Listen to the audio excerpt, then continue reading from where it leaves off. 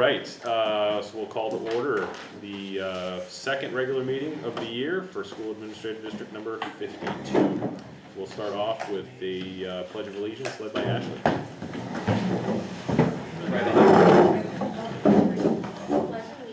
To the flag of the United States of America and to the republic for which it stands, one nation, under God, indivisible, with liberty and justice for all. All right.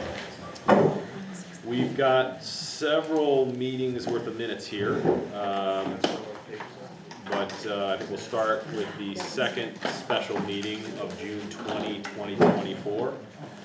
Does anyone have any comments on the June 20 meeting, which was our second special meeting at the end of last year? We were here till 11 that night, so hopefully everyone has that one still in In case mind. anyone forgot. Yeah. 10:34. 10:34, sorry. Seeing none, we will approve those by unanimous consent.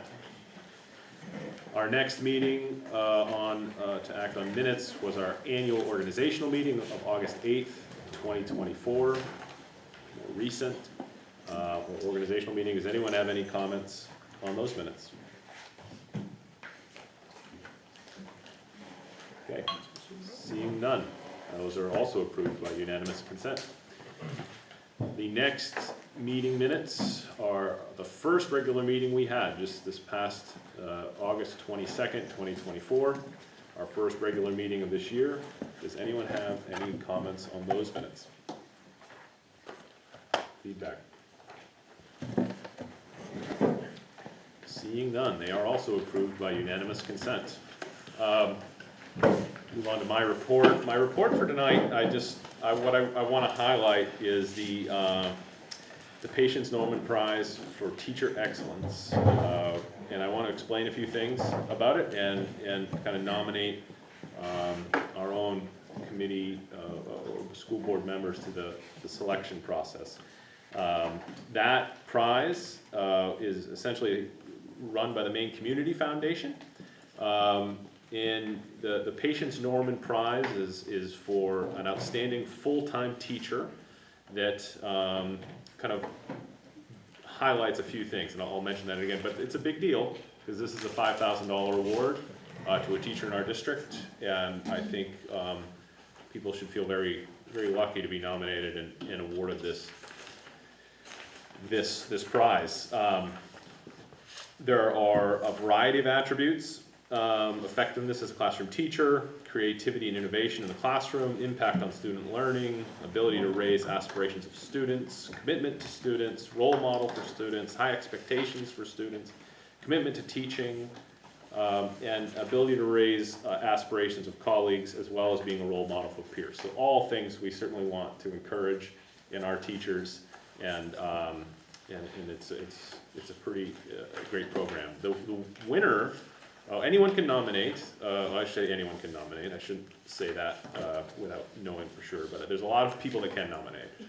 Students, other teachers, peers, parents, can all complete these applications, submit these applications. They will then be judged by a few folks, one being the superintendent. It's written in that it is the curriculum.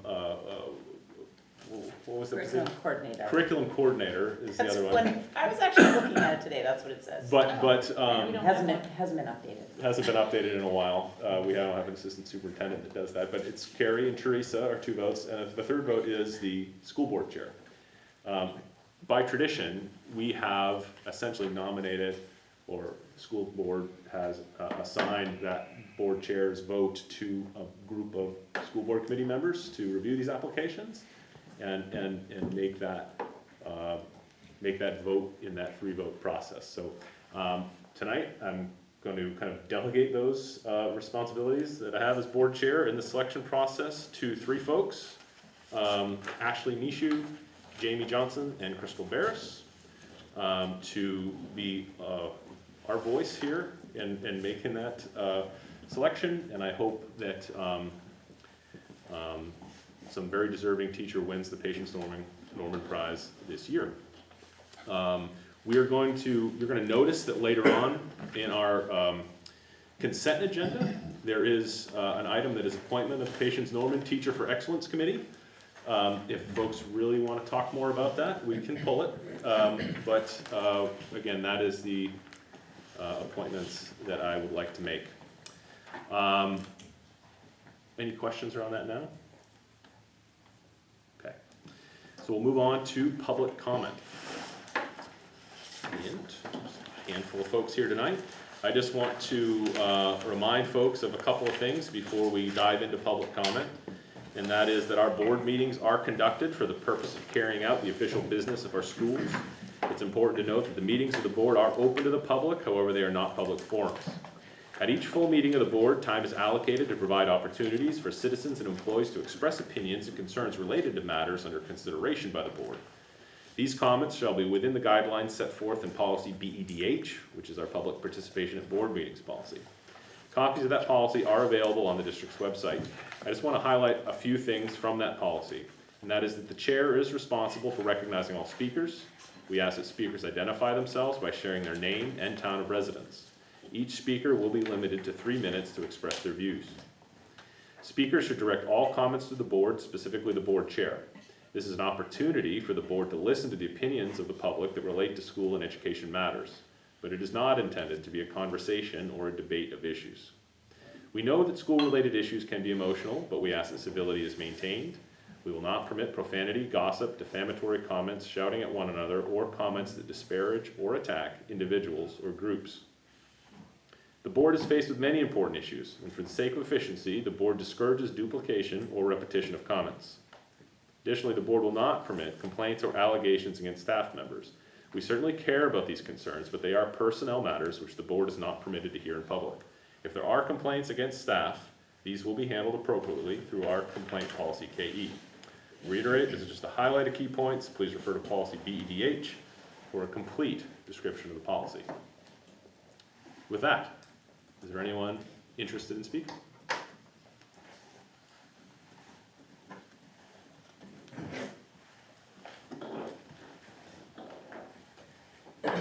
Jimmy Childs, lead. Hope everybody had a great summer. I know I did. So I'm just looking for a little bit of clarity on policy, student staff conduct. And I've learned a lot of things over my last 4 years attending these, but I feel I have a lot more to learn, you know.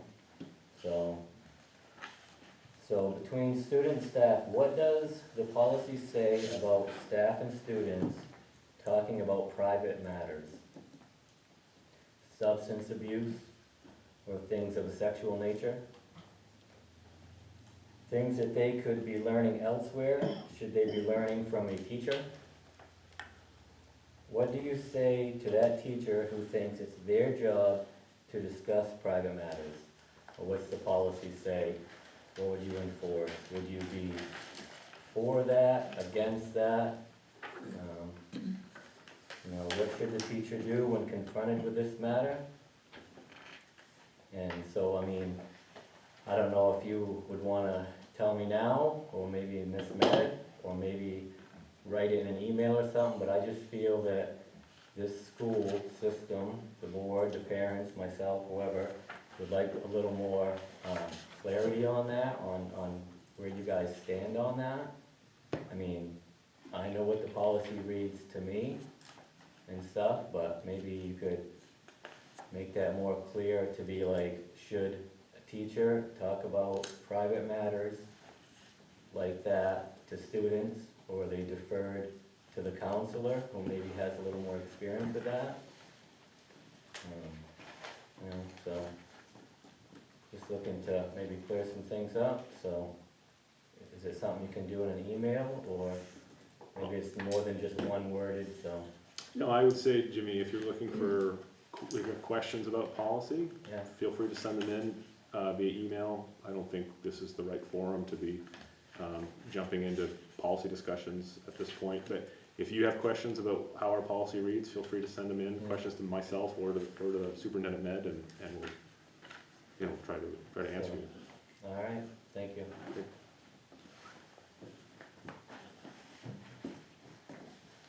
Anyone else interested in speaking?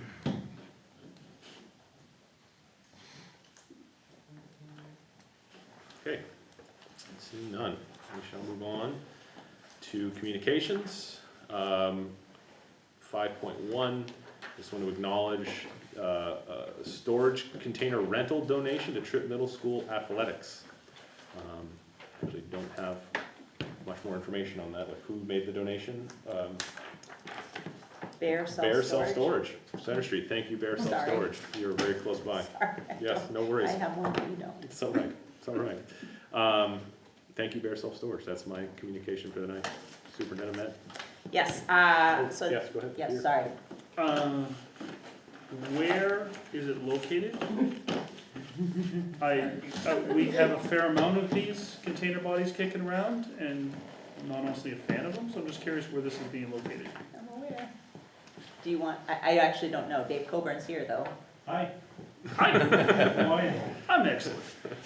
So there hasn't been any really talk about where this could be. Do we need, I realize it's always good to take a donation, what's it for? So it's for, I believe, equipment. Whether it's for sports equipment, I don't have a lot of information as far as, for you, as far as what is it for. So when I got notification of the donation from Ryan Mishu, who's the athletic director at the middle school, I replied all and included Dave in and said, please work with Dave on what this is and where it should be. And so that, nothing's gonna happen until that conversation's happened. Did somebody request it? I assumed Ryan in the middle school. Yeah, I'm sorry, I don't have any I was information. just, But it sounds athletic-y and middle schoolish. I guess my concern is we Yes. work hard at having a nice looking Mm. high school, middle school presentation. I really do not want to see a storage shed over by the football field. You know, we have one hidden up by the track that they tried to paint to look better. That's just my concern. No, we've had one in front of Leeds Central School for some time that is I haven't not- noticed, really. And it is not the best. Yeah. Is it Well, gone? It's gone now, but it was there for a long time, so, yeah. So that's my question, is Yes. purpose of it, where's it going? We truly need it? I will ask Dave to give us an update once he's got more information and Ryan follows through with what I've asked him to do. Thank you. All right, Carrie, go ahead. Okay, is there, No, I good? think- Okay. All right, so following resignations, and most of these are as of sort of, the end of last year, and they're just sort of coming in now. Andrew McMillan, bus driver, effective June 14th. Julia Parker, special ed tech 2, June 14th. Anthony Fast, custodian at the high school, effective 9/9, so a couple days from now. Elizabeth Davis, bus driver, effective June 14th. Following transfer, Linda McGarry, Green Central School Ed Tech 2 resource, transferred into Intervention Ed Tech 3, still at Green. And then we've got a bunch of new subs. One at Levitt, one that covers primary Turner Elementary, another one that covers the middle school, elementary school, and the primary school. 3 new subs at Leeds. They are just doing great out there. 2 new ones at Green. Green was in need, desperate need, and then another one that's sort of like any school in Turner, and then one that just is willing to go anywhere. So a lot of new ones right at the beginning of the year, so looking good there. Very good. Any questions around that? Seeing none, we are going to adjust to the agenda. I'm gonna make one here, and that is, we have a lot of things, both old business, and new business, a pretty sizable consent agenda. I think it just makes some sense to bring our auditor up first, so we can listen to the audit. So we're gonna move item 10.1 right up to now, between 6 and 7. So before we get into committee reports here, we'll be bringing up the presentation by RHR Smith on the fiscal year 23 audit. And then we'll move on to our committee reports. Does that sound good, folks? All right. So with that, Good evening. yeah, good evening. How are you? I'm Ron Smith, Principal RHR Smith and Company. Here to go over your 23 audit. We're actually deep in the 24's audit as we speak, and I apologize for not being able to make your spring meeting virtually. So it's taken me a little while to get here, but here I am, so I hope I'm worth the wait. But we are gonna satisfy the statutory requirement and have kind of an exit conference with you guys. I thought I saw it up there, maybe not, but we put a Cliff Note version last year. You Everybody's guys- got the letter. What's that? Yeah, so you guys, last year, wanted kind of the Cliff Note version, so you don't have to read through 80 pages, so you have it all in front of you. I'm gonna hit the highlights, answer any questions, you know, that you all may have. To tell you a little bit about myself, I've been doing this for 35 years. Our company in 16 months has gone from 38 people to 84 people. So we have experienced tremendous growth because a lot of auditing firms have got out of the profession for a variety of reasons, so we weren't one of them. We do 2/3 of all the municipalities in the state of Maine, including every municipality in this district. We do over half of the school systems in the entire state of Maine, so we know who you are and what you are. We've audited over 300 governments in the state, including the state of Maine itself, certain parts of the state of Maine. So any questions you may have, I'm certainly here to, you know, to provide that sounding board, you know, that you may want to just bounce some ideas off of. But to hit the highlights, so you hit our highest opinion, it's an unmodified opinion for June 30, 2023. If we had issues, if we had fraud, if we had defalcation, if we had major issues, you know, worthy of, hey, stop reading, you know, there's problems with this school district, we would have to mention in that audit report. You know, we didn't, you got our highest opinion, an unmodified opinion. There's two opinions that we offer. One on the financial statements as a whole, so you got our highest opinion. There was a compliance issue, and this is typical. I would say that I could probably say more than 50 to 70 of the schools fell into where an issue was you had when all this COVID money was given to the schools. It was given without really any kind of regulation that went with it. Money first, regulation second. So what happened is a lot of the contract language didn't catch up to, you know, some of the spending of this money. That happened to you was kind of some wage requirements, the language that you had, you know, for ESSER, I believe is the program that we tested this year. So there's some recommendations that we made to you with some contract language going forward. That was a common problem with a lot of school systems this year for sure. You had a carryover balance, you know, of about $6.5 million. I'm gonna spend it for you. About $500,000 went to various capital repairs and reserves that you had, and a little over $700,000 went for budget relief, I believe, for your FY24 budget that we're actually auditing right now. So your undesignated fund balance carryover that's really not attached to anything as we speak is about a little more than $5 million, okay? And probably one thing that I would advise you, and I think we talked about it last year, you're probably light in your capital for sure. You got a lot of infrastructure here. You got some fund balance. The state actually has a policy where they put the math to what your carryover balance is, and it's actually in statute. Really hasn't been enforced since COVID, but they're starting to look at it right now. Starting to look at general fund balance, and they're starting to look at school lunch fund balance because of large carry forwards, because those were two huge areas, you know, where they, you know, put a lot of resources in during COVID. So you're high in that area, and probably, you know, one of the things that I would do if I was your district, I'd probably consider moving more money into capital. I think that $500,000 was a good start, good seed, you know, for 24. I would argue probably going forward, absent of any cost overruns, any special ed budgets that are gonna get out of control here, you know, going forward, I'd say you probably got in the neighborhood of about $1 million to move. Because there's a lot of money coming this way in this state from various infrastructure projects for government. So to put yourself in a position, you know, having that vehicle, we can work with you all on some of the vehicles and mechanisms to do that. They would be similar to, you know, what you did in FY24, you know, for moving that money into various capital. That's an area that I think you're light in, you know, so that's one piece of advice that I would give you. You got a healthy food service program. It's about $900,000. Here's what I'm sure is gonna happen. You're gonna get a letter this fall from our governor again. Actually, maybe the food service director now that they have one, you know, in the state. It's gonna say, you got 2 years to come up with a plan to spend that money, okay?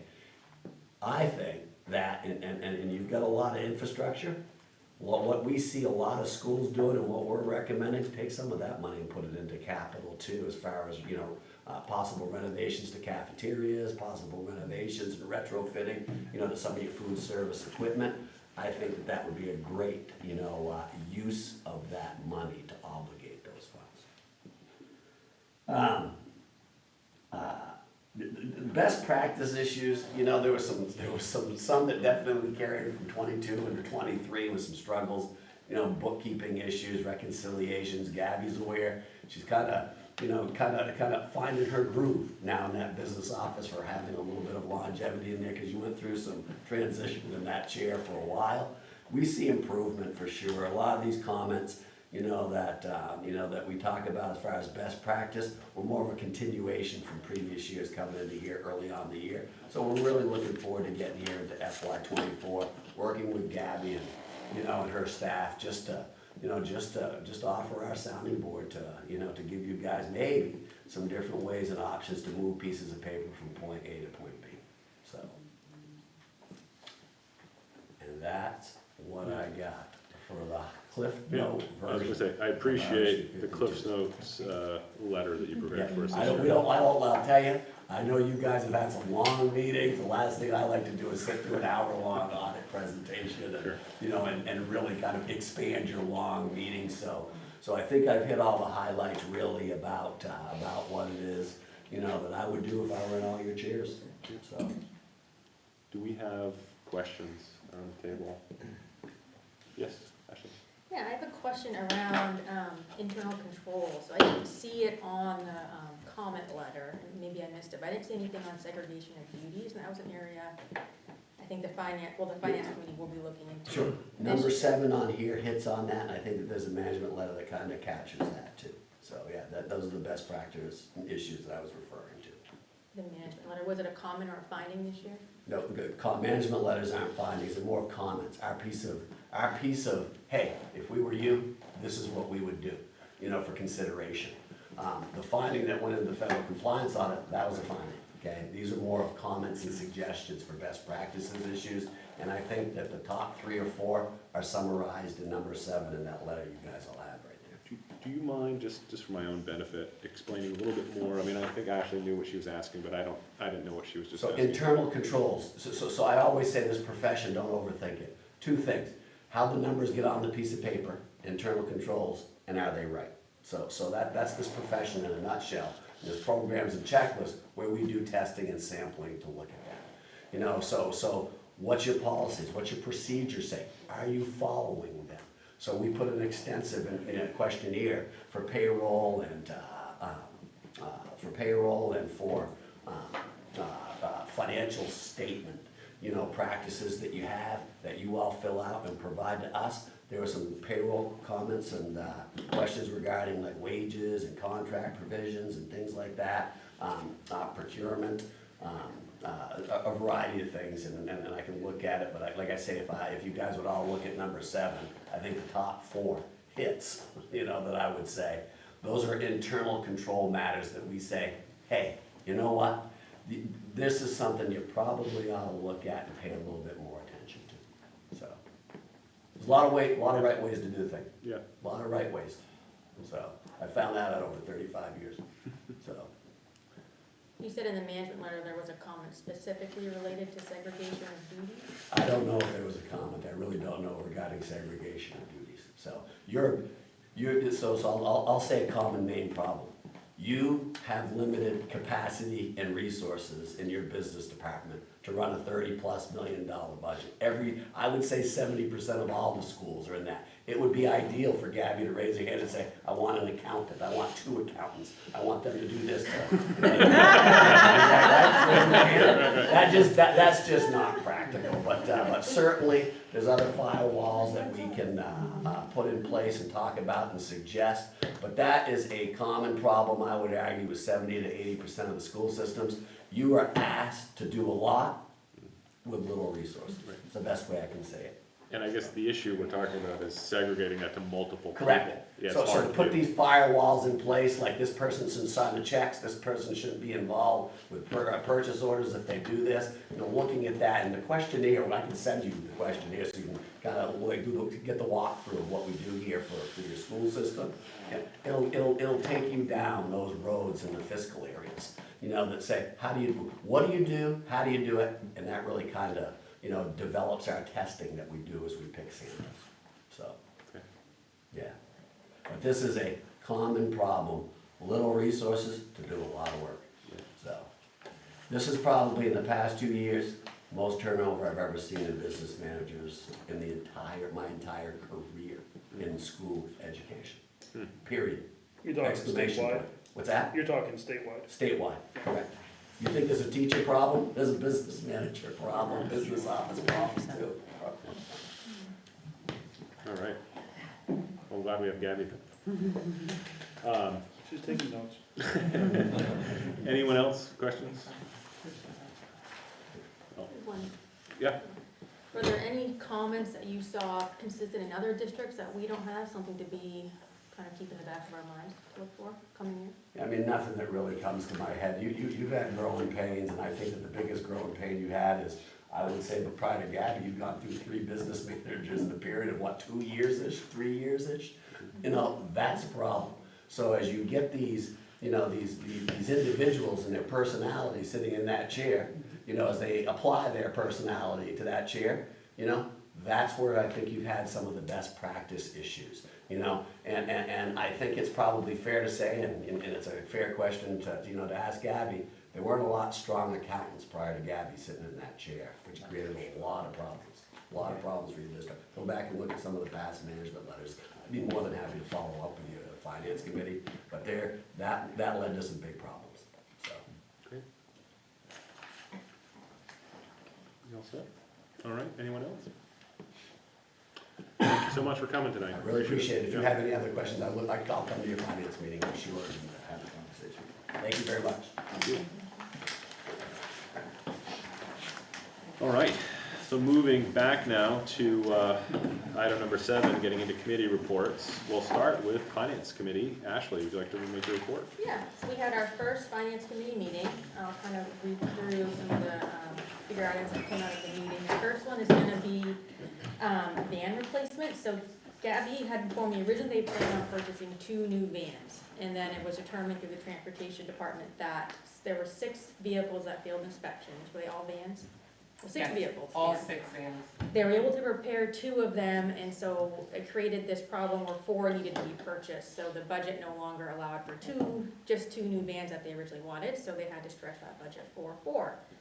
And it's one of the consent agenda items, because Gabby went out to bid for 2 financial institutions and landed with Androscogging, which was pretty comparative on the rate. And it's convenient, because that's where the bank's accounts are held. And when we left the meeting, we had heard from Gabby that there were 2 new vans, 2 used vans, 1 new Jeep and 1 used van. And I think that may have changed a little bit since we had our finance meeting, if you want to touch on that. So Jim had been working with a number of dealerships to see what was available. We thought that there were some newer used vans, those ended up not being viable. So we're going to go with 3 new 9-passenger vans, which brings us just shy of $116,000, which will lease over a term of 5 years, which is what we had intended, but it's a little bit under what we had originally anticipated, which was $120 for 2 new 14-passenger vans. So we're getting 3 instead of 4. Okay. Any questions on the van replacement? So no Jeep, Peter. Thank you. I have a slight Thank you. concern of repair costs on Jeeps, that was my concern. Thank you, Ashley. Is 3 gonna be sufficient for the For transportation now, needs that we have? It'll work for now. It'll get us through. We wanted reliability, and the cost difference to get one with 50,000 miles on it, it didn't make sense to try and squeeze that in. It wasn't going to help us much unless we got some Jeeps. Okay. Another item we discussed but didn't move forward with any decision was there is a bus scraper system that's been recommended. So a bus scraper that is mobile, it's on wheels, and the bus is able to drive under it to scrape the snow off.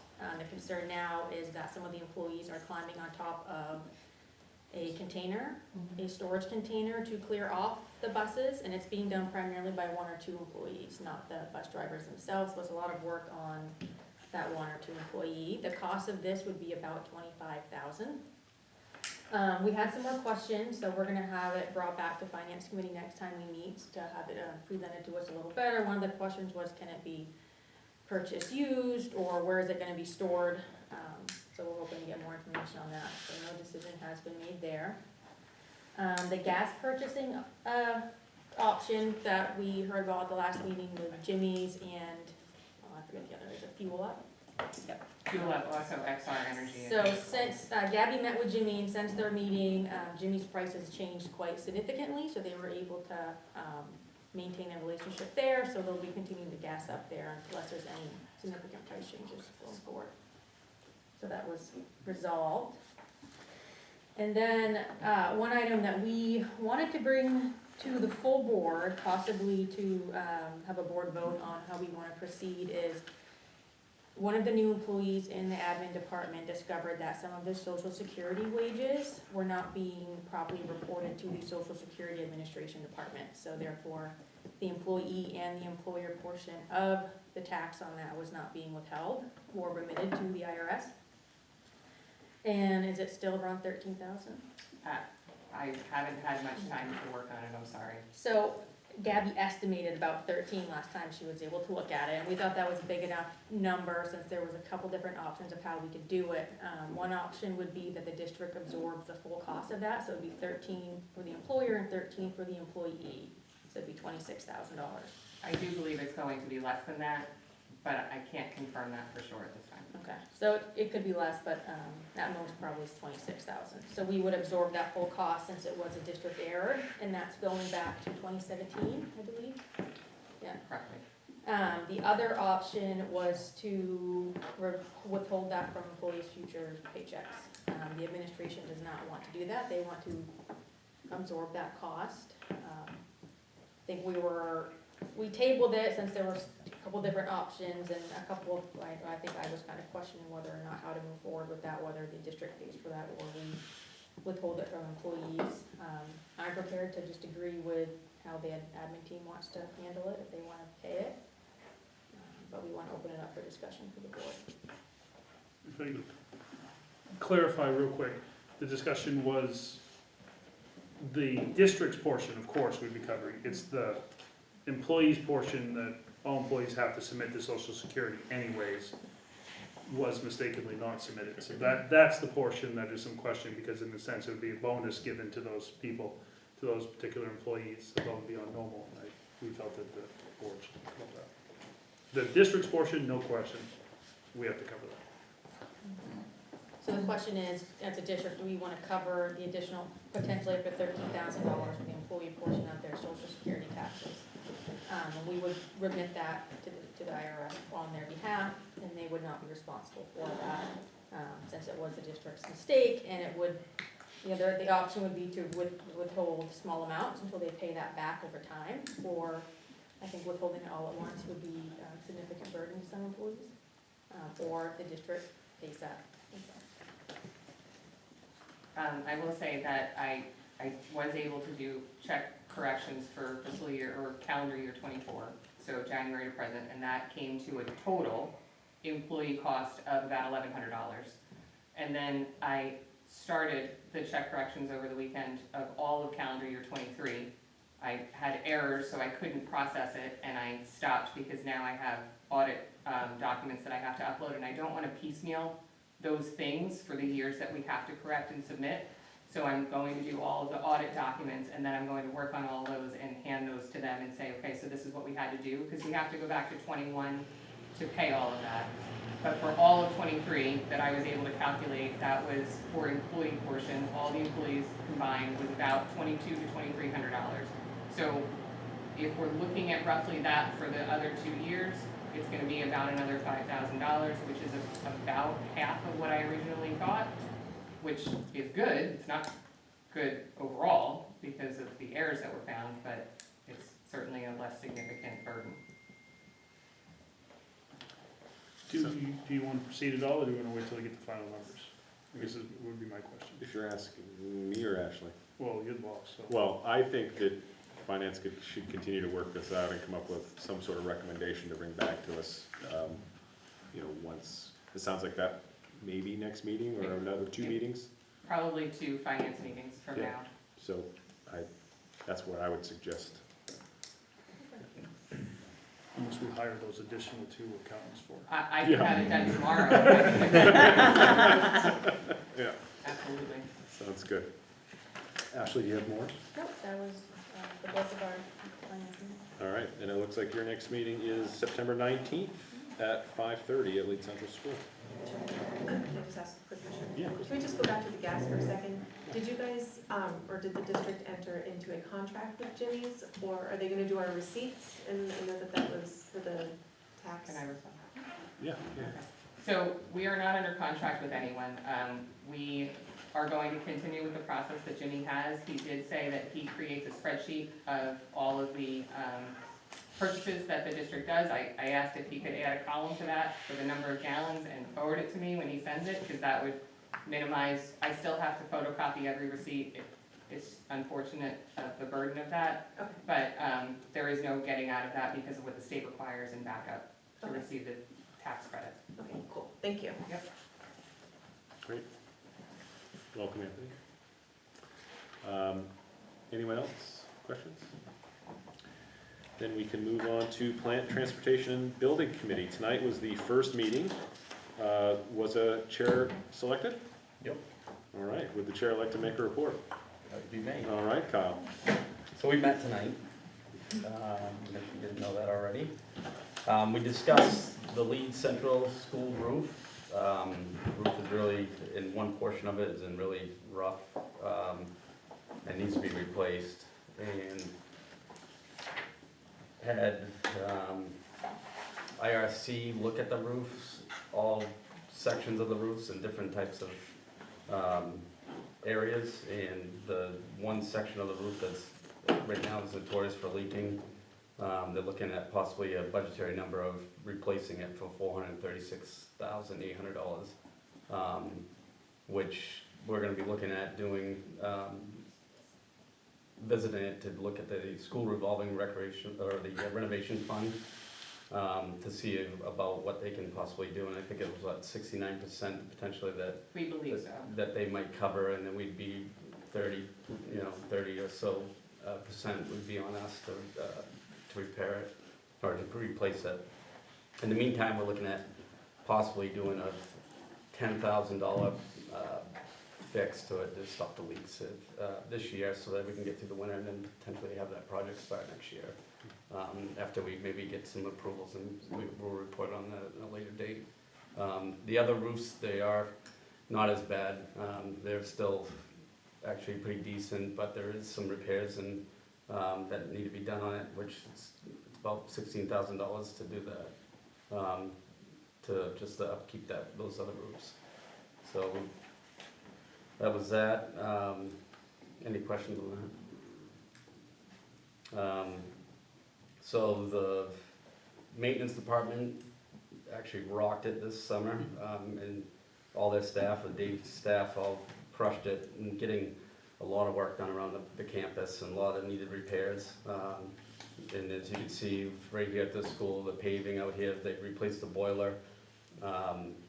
Did a bunch, you can see these, the pergolas on a bunch of the campuses around here now. They're right up front here. They're now the exterior classroom that the teachers could possibly use to get outside the school.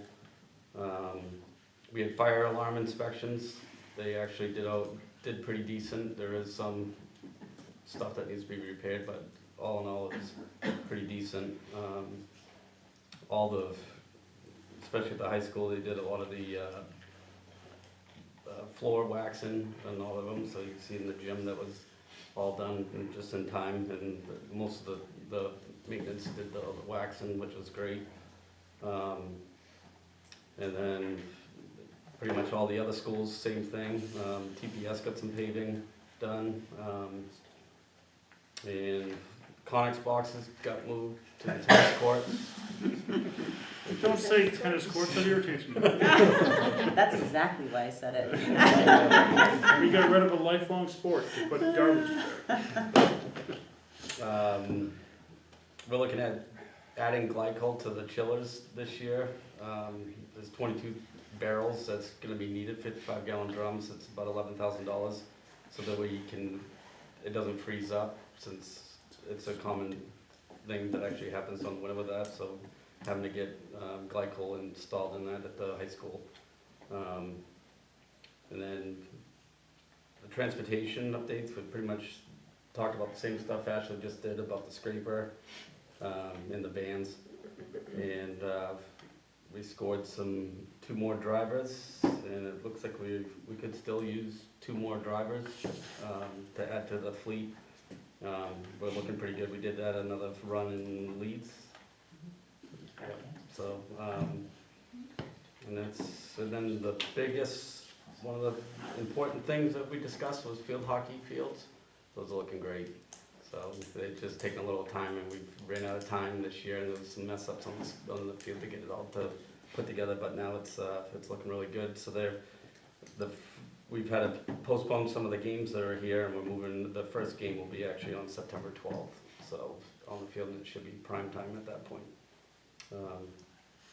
That's pretty much it. And I guess the Leeds basement got cleaned out too, so that's all done. We can play shuffleboard down there. Yeah. Well needed scrapyard, but that's all of our reporting, unless I'm forgetting something. Any questions? Yes, Jane. So, Dave, did your crew all do the field hockey fields? We didn't have to, No, we used the subcontractor for the field hockey fields. The original one that upgraded it, or does the treatment. but it came from the athletics budget. No, that was in our budget. It was in your budget? Yeah, that was Okay. in our budget. We Awesome. started that year before, with doing some field upgrading. Aeration, Overseed, Top Dress, a company that did the year before, was very successful. So we did the same program this year. I know we've deleted that in the past few years, so it helped out tremendously the year before. Did it just take longer than expected? Is that why we had to? I think there was a malfunction in part of the process and some of the equipment for our subcontractors, so it kind of took longer than it normally would. It's kind of tough with grass, it's weather related. I think some of the cores that were pulled out, potentially, they might have had a malfunction with the machine as far as like putting too much loam down on that. And once it gets to that process, you can only water it. The company came back and then sliced and seed and put more seed in. They fertilized again, they rolled the field, so they came back and tried to fix what wasn't going well. And the owner came out several times to look at the field and to kind of guide us. Okay. So yeah, it was just a grass growing process, and once we did all of that, then it was a time factor. Okay. Yeah, it was unfortunate, and we're sorry that happened. Looks good now. Yeah. Was there, and I don't know if it can even be done on a field hockey field, because it's just disappointing that it wasn't done prior to the season. Can you cut and put in new grass into a field hockey field? And So roll it and so forth? Yeah, so that was one of the things we talked about is with the company, is potentially like taking out the sections, because there was a 5-foot section that went the length of the field that looked like it was kind of, it was missing grass. So I had talked to Robert at one time about taking out and putting in sod, but with the density of the bluegrass, and then compared to the fescue, if you're rolling a ball through that, it's normally gonna stop on that thicker grass that's sod. And then it takes a while to seed as well. So at that point, I think it wouldn't have been an option, a good option. The playing surface wouldn't have been the same with the grass itself. It would have been a lot thicker in those particular areas. Now, did the company that we deal with covering all these additional costs as part of their contract, their screw-up is not costing the district any more money, other than a few games that the girls are gonna have to play differently? They have not sent a bill for any of the work. My understanding is it's impacted our first game of the year. Is that what I heard? one scrimmage and our first home game, which was scheduled for Saturday, we were gonna play it at EL. But our second home game, which is scheduled for next Thursday, we'll play at home. Any other questions for Kyle? Uh, Go ahead. Where is our, maybe it's coming in a later report, what is our current bus driver needs? Is it, was it the last meeting? Are we still down 2 We're runs? still down to 2 runs? two drivers. So down 1 run? Jim has still made it so that we're covering all of the runs, but Okay. yes, having an additional driver would help alleviate that a little bit as well. I don't know what school that would go to, because I know that he has put the newest driver starting in Leeds, I believe it is, to break that out. And he just opened up one in Turner as well, I believe he said. Turner opened up at the beginning of the year, Leeds will open up next week. I think there's still a consolidated run in Green. In Green. We're still trying. No, I understand, it's a question that we're all gonna get, so, you know, at times particularly, so as long as we have an idea what the battle plan is, at least pretend to know what we're talking about. For those, if you don't have kids in the district, you don't live in Turner, we did cancel 2 afternoon runs for Thursday, today. So we just, with two drivers out sick and not any way to cover them. So that is what we did for today. So, if you wanna drive a bus, come on in. Anyhow, you all set, Kyle? Yep. Great, and I'm not 100% sure when your next meeting is, but October 3rd. October 3rd. October 3rd. Very good. Policy Committee, Jamie. Yeah, we did not meet tonight. Our next meeting is the 19th at Leeds.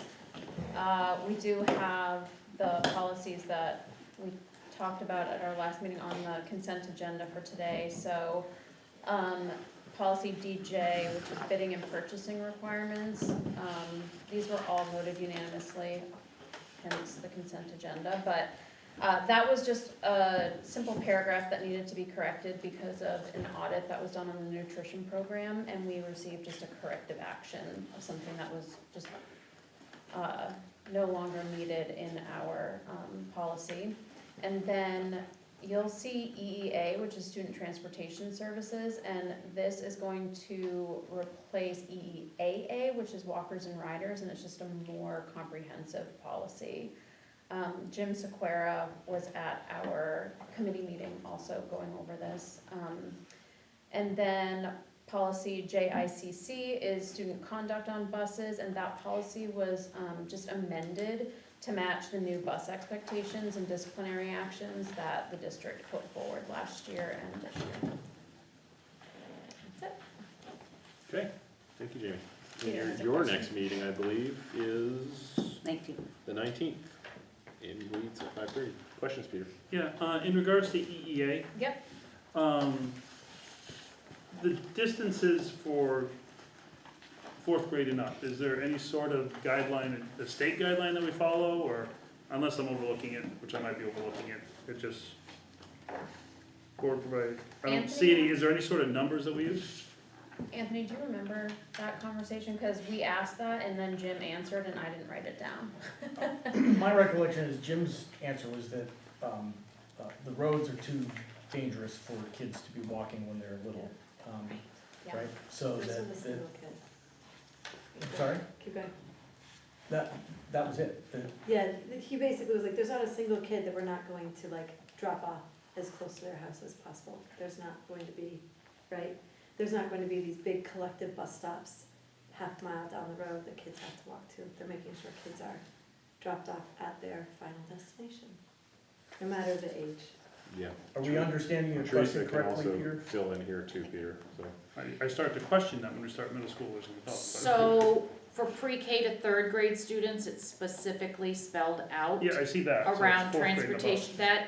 That means that if there's a 2nd grade student, they will not be dropped off at their home unless a parent or guardian or someone is there to pick them up, or there's prior written notice, like we have family members that work from home. and they would write a letter to the office, school office, saying, I'm at home, it's okay, my car's in the garage, I'll always be there. So that is for pre-K through third grade students. Students in fourth grade and up would be dropped off at their home or spot of drop-off, and an adult or guardian would not necessarily need to be seen. And that's been the practice. Was that your? No, my question is why, we have a major problem in this district with bus driving. One of that problem is times, so forth and so on, maybe consolidating runs. A way to make that easier is when I followed a bus up Old County Road, I'm seeing, it's the high school bus, stop every house or every other house in certain sections. Now, in my mind, for at least that age group, there's no reason why I can't stop once in the middle house and not stop at all of their houses. When I went to school, it was a while ago, the gentleman who lived 2 houses down from me, we walked together to a mid spot and got on the bus together. You know, when I was actually in middle school. So it is something the district did decades ago. But I'm just curious if we can't incorporate that to a point, especially for the older grades. I'm not saying a 4th grader or even a 5th grader. I'm talking some of these middle school kids. I think Anthony's recollection is correct in that the belief is that the roads nowadays, with the inattention of drivers and the onset of cell phones in particular, make it too dangerous to risk the chance that students would be dropped off in one location. And they're, then walk and then down the side walk of the road. the side of the road. I was there as well, and That's right. I have some recollection as well. And I remember that being very much the conversation Yes. for the main roads, okay? But I do also remember a conversation about how some of the dead-end roads or some of the smaller subdivisions, those kids are expected to pool together to come out, say, to the end of the road, to the main road to get on the bus. And the conversation we were having around specifically a mileage threshold was very challenging because of that issue. Jim's feeling was that the main roads are just unsafe to have kids walking down the shoulder of some of the main roads in our communities. But the side roads are safer and easier to kind of collect kids in kind of lower volume roads. So having like a blanket mileage threshold in the policy was a challenge. Am I remembering that correctly? And there's also the quality of roads, Right. so roads that are really straight, and not hilly are easy to navigate on foot, but roads that wind around and have hills, visibility is limited for both the driver and the pedestrian. So his recommendation, his strong recommendation from my recollection was err on the side of safety so that we don't have to report a collision and a fatality. But so he has the option, if he feels the situation is safe, to be able to do a combination, or is that even not even an option? I remember him saying that there were smaller side roads where kids were pooling together to get on the bus together. So, yeah, yes, what he said was that there is no mileage that he recommends because, Well, and I wouldn't want that. right, because there will be situations where people might live, 50 feet away, but he's still gonna pick them up if it's on Route 4 or something. However, there are situations where they do recommend that, people do pool at one area, but that is going to be left to the discretion of the transportation director to make that decision based on safety. Is there anything, and I didn't see anything here about the policy, which we talked about earlier this year, to give him more enforcement when it goes to no-shows? And the ability to pick up, say, a student, and I believe you already have a policy in place, but is it a different policy? That if we're supposed to pick up Johnny, but Johnny's not there for 3 days or 4 days or 3 weeks in a row, is he no longer on the pickup schedule? He does that at the high school, middle school level. After a certain number of days, the students removed from the bus the route, and parents have to contact to get them back on. So do we have that in a different policy that gives him that authority? I think that's just the practice. I don't. So we don't need to have it as a, Yeah. I'm just, He just does it. I'm encouraging that enforcement. Yeah. No, how about at a younger, high school, middle school, but if we have parents that are taking their kid to school every day, yet the bus is stopping there because they never signed the paperwork, do we have anything in that regard? I assume there's more communication between the elementary schools and transportation just because they're younger children. So we I don't know think- if we I have a think- lot of no-shows at the elementary level? I don't think it's as much an issue as the high school, middle school, because what happens at the high school, middle school is those kids will do a sport, and then they don't show up on the bus stop for a long time, so that's why Scott, I think it's a 2-week policy. If they're not there for 2 weeks, he drops them, and then the parent has to call and say, all right, my kid's gonna start riding the bus again.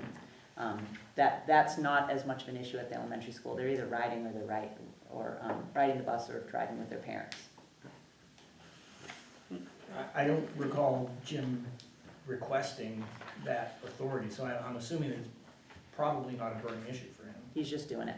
I've gotten a call from 1 or 2 parents, be like, how come my kid got dropped? I'm like, because they haven't been on the bus for 3 weeks.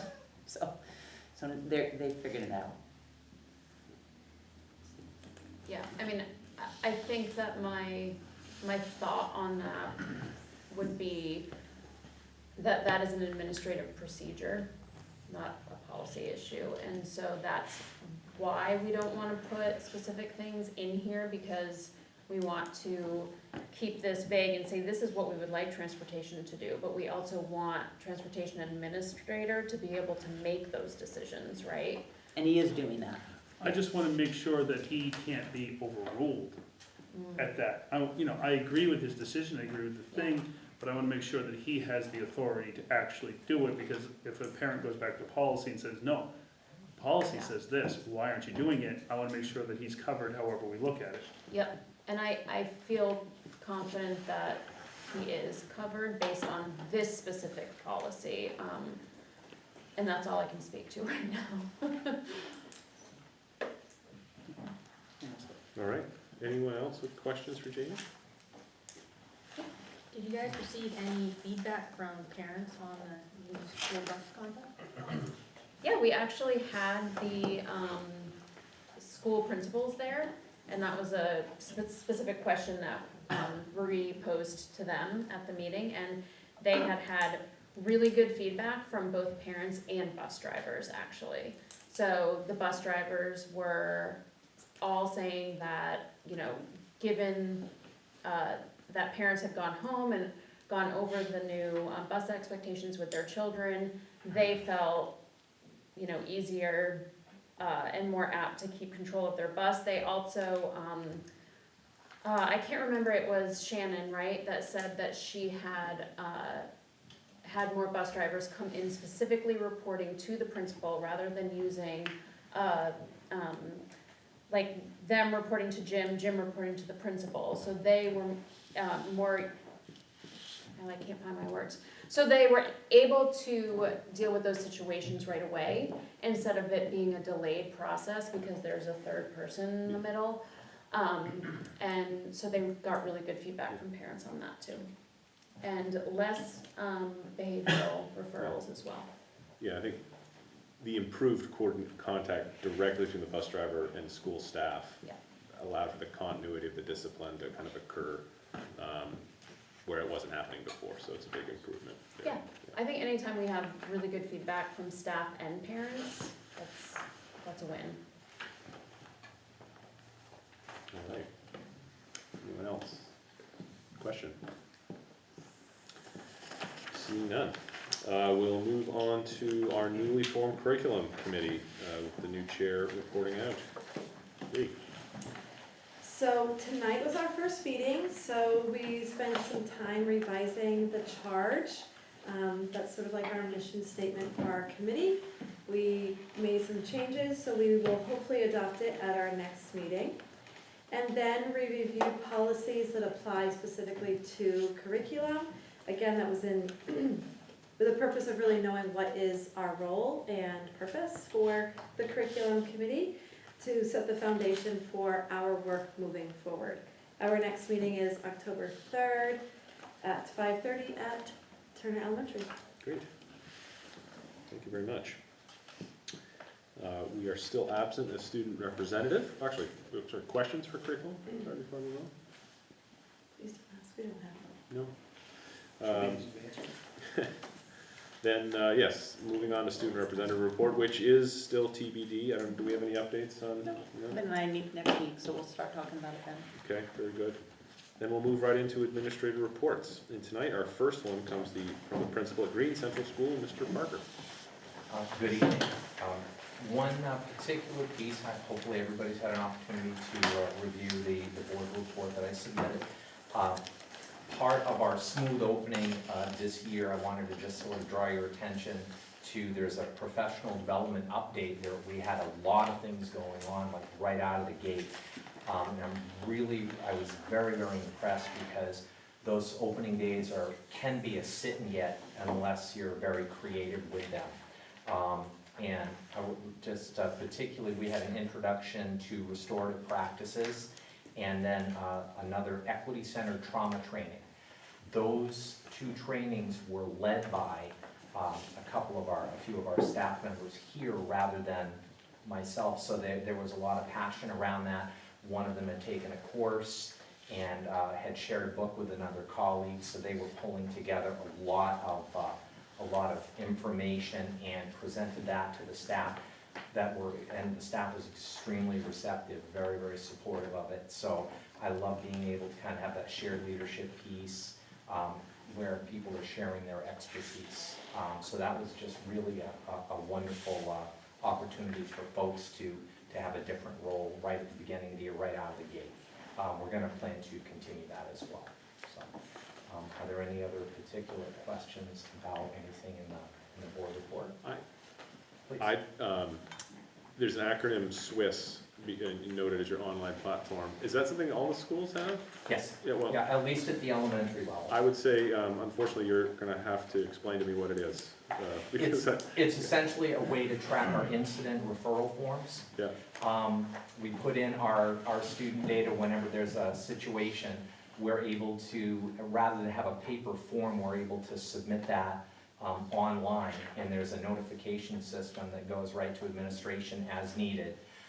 And we go through and it tracks data from a variety of different perspectives, whether it's the time of the day of the week, the month, the particular student, a particular grade level, and we're able to do a lot of different analyses to kind of address what's going well and where do we need to put some additional effort. Great, thank you. Sure. Yeah. Do the incident reports, are they solely, like if it's serious enough to go to the office, or is it even just disruptive incidences that don't actually go to the next level to the office? Great question.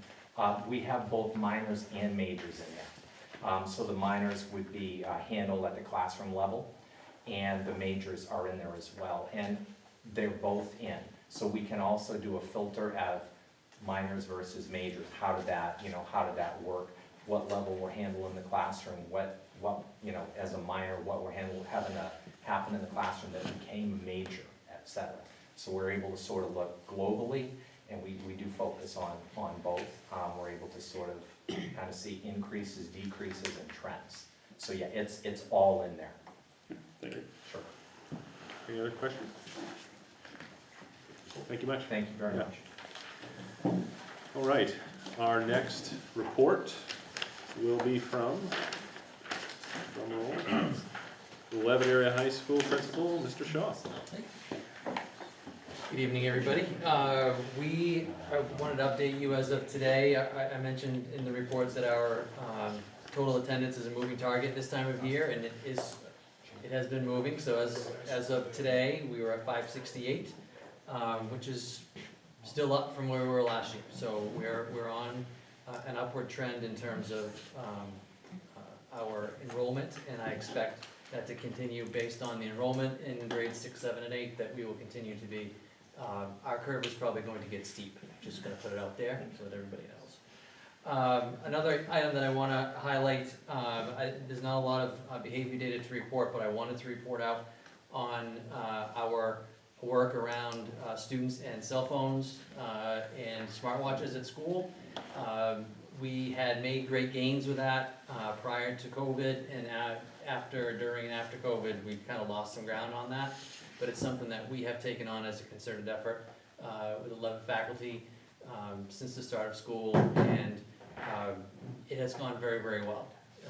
And after having done pretty good amount of research on adolescents and cell phones. I have yet to find anything written anywhere that says they're great for them. There's a lot of info that talks about how they're not good for them, and anything that we can do to help reduce their time on them, I think, is going to be a good idea. So you're going to be hearing more about this from me. Have some ideas about how we might proceed next year. But for this year, we're going with the expectations that are published in our student handbook, which is that students have their cell phones, devices put away during academic time, which includes all class time, and HPT. So in between classes and during lunch, before and after school is when they have them out at this point. And I'm very happy with the way that's gone. Had a network leaders meeting today, and they also reported that things are going well with that across the building. So we're going to continue to keep that as a focus. And I think in going around during HPT today, seeing students interacting with each other via face-to-face conversations rather than typed conversations, I think was a welcome sight for me anyway. Staffing updates were short, several ed techs, which they're hard to come by. Just gonna put it out there. We'll keep trying. We've got a couple from Hey Tutor that Mrs. Drysdale has helped us to acquire. One new one that started with us yesterday or the day before, I can't remember, sometime this week, and he seems like he's great, so looking forward to that. Professional development update, I mentioned it in my report. We worked with representatives from the Holocaust and Human Rights Center of Maine. They're an organization based out of the University of Maine in Augusta, recommended by the DOE to talk about bias and hate speech. I would say over the last 8-ish years, 6 to 8 years, we've seen an uptick in negative language between students, and the conversation with the two representatives around how to identify it and how to address it between students, and when we see things, how to kind of navigate that worked really well received by the faculty, and the two individuals I worked with were very happy to be working with us. I talked to them after the fact and had a very positive conversation. Not to belabor this, because I know you guys can all read this, but I think it's important to point out, we had, I think, over 30 students that chose to come to school in July and take part in our summer institutes, which are supported by the Levitt trustees. Many of them were 9th graders, so they got a great introduction to school in working with our upper class students, studying the Androscoggin River watershed, and spending a week working with the educators at New Orleans, which well received by the students and very well received by the faculty that worked with them. So I think it's a great program, super glad to have it, and kudos to everybody involved with that. But I didn't want to not mention that, so that's that. Thank you. Are there any questions? Seeing none, thank you so much. All right, we will next turn to Turner Elementary School. Principal Connell. Hi, so I have a couple of things to highlight.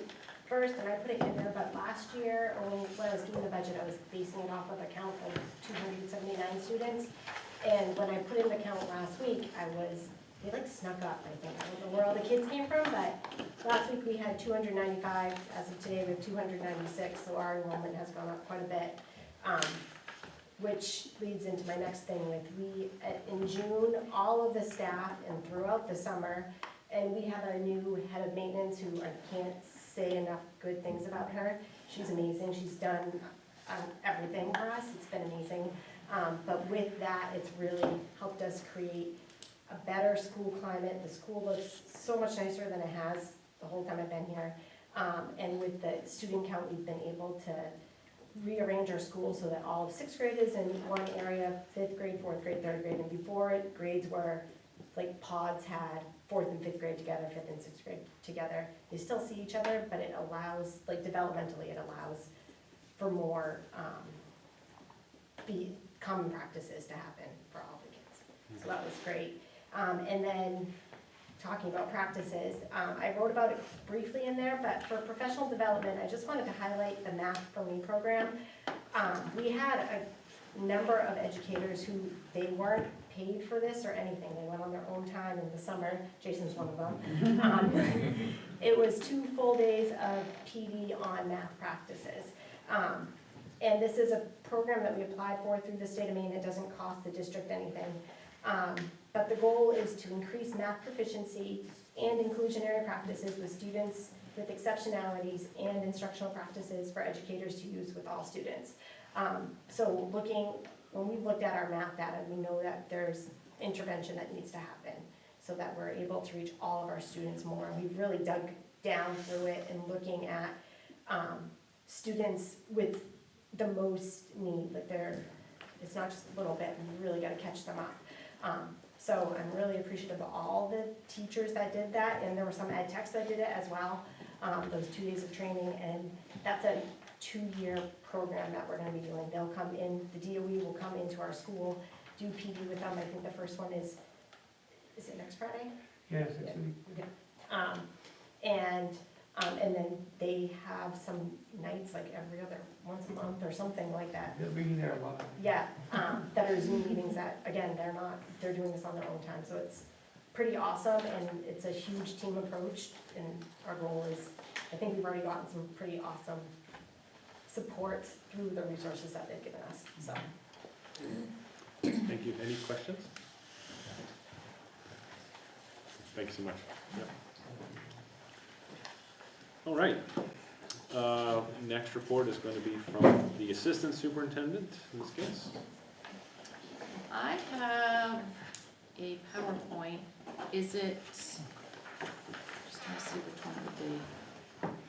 No, don't get it. That must be. That thing.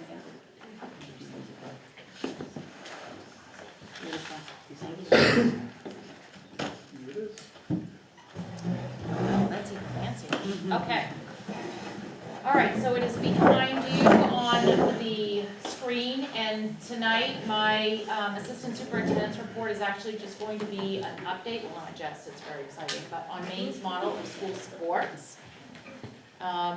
So Maine's model of school supports is an accountability system that measures the progress of Maine public schools. And it serves to inform schools, the state, and the federal government on how our schools are performing and determine where additional support is needed to help improve student achievement. It works like this. School progress is measured through areas of indicators and student success within the school. And they're based on data collected from the schools annually. And the indicators are listed here. So chronic absenteeism, academic achievement in math for grades 3 through 8 and 10, as well as academic achievement in English language arts in same grades. Progress in English language proficiency, this is for our students who English is a second language. Our graduation rate at the high school in grades 9 through 12, and then academic progress in math and academic progress in ELA. So, school identifications. It took 2 years to identify our schools. You might remember I gave this report, I think it was last October. Yes. And at the time, we did not know how many schools in Maine were identified, and now we do, because we're in a system that shows us. So schools that are currently identified as Tier 3, which I'll tell you which of our schools are, there are 77 districts. The way the system is, I did not go in and hand tabulate the number of schools, but the number of Tier 3 schools represents 77 districts.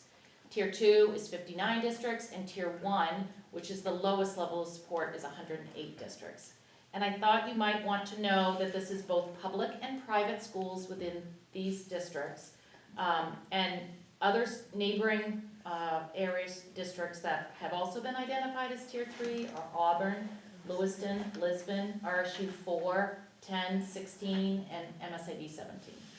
So those are just some of our surrounding schools that have also been identified. And it's a 3-year designation, and we're in our 2nd year for all of our schools. So last year, I'm not sure if you remember Carrie and I telling you that Leeds Central School had been identified as a Tier 3.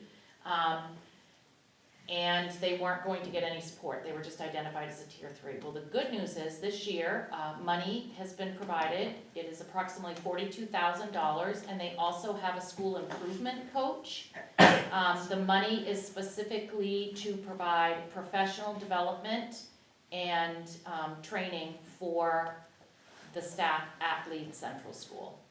It doesn't cover supplies. It can cover if we want to send teachers to visit another classroom. It could cover the substitute, but the focus is on improving the practices within the school.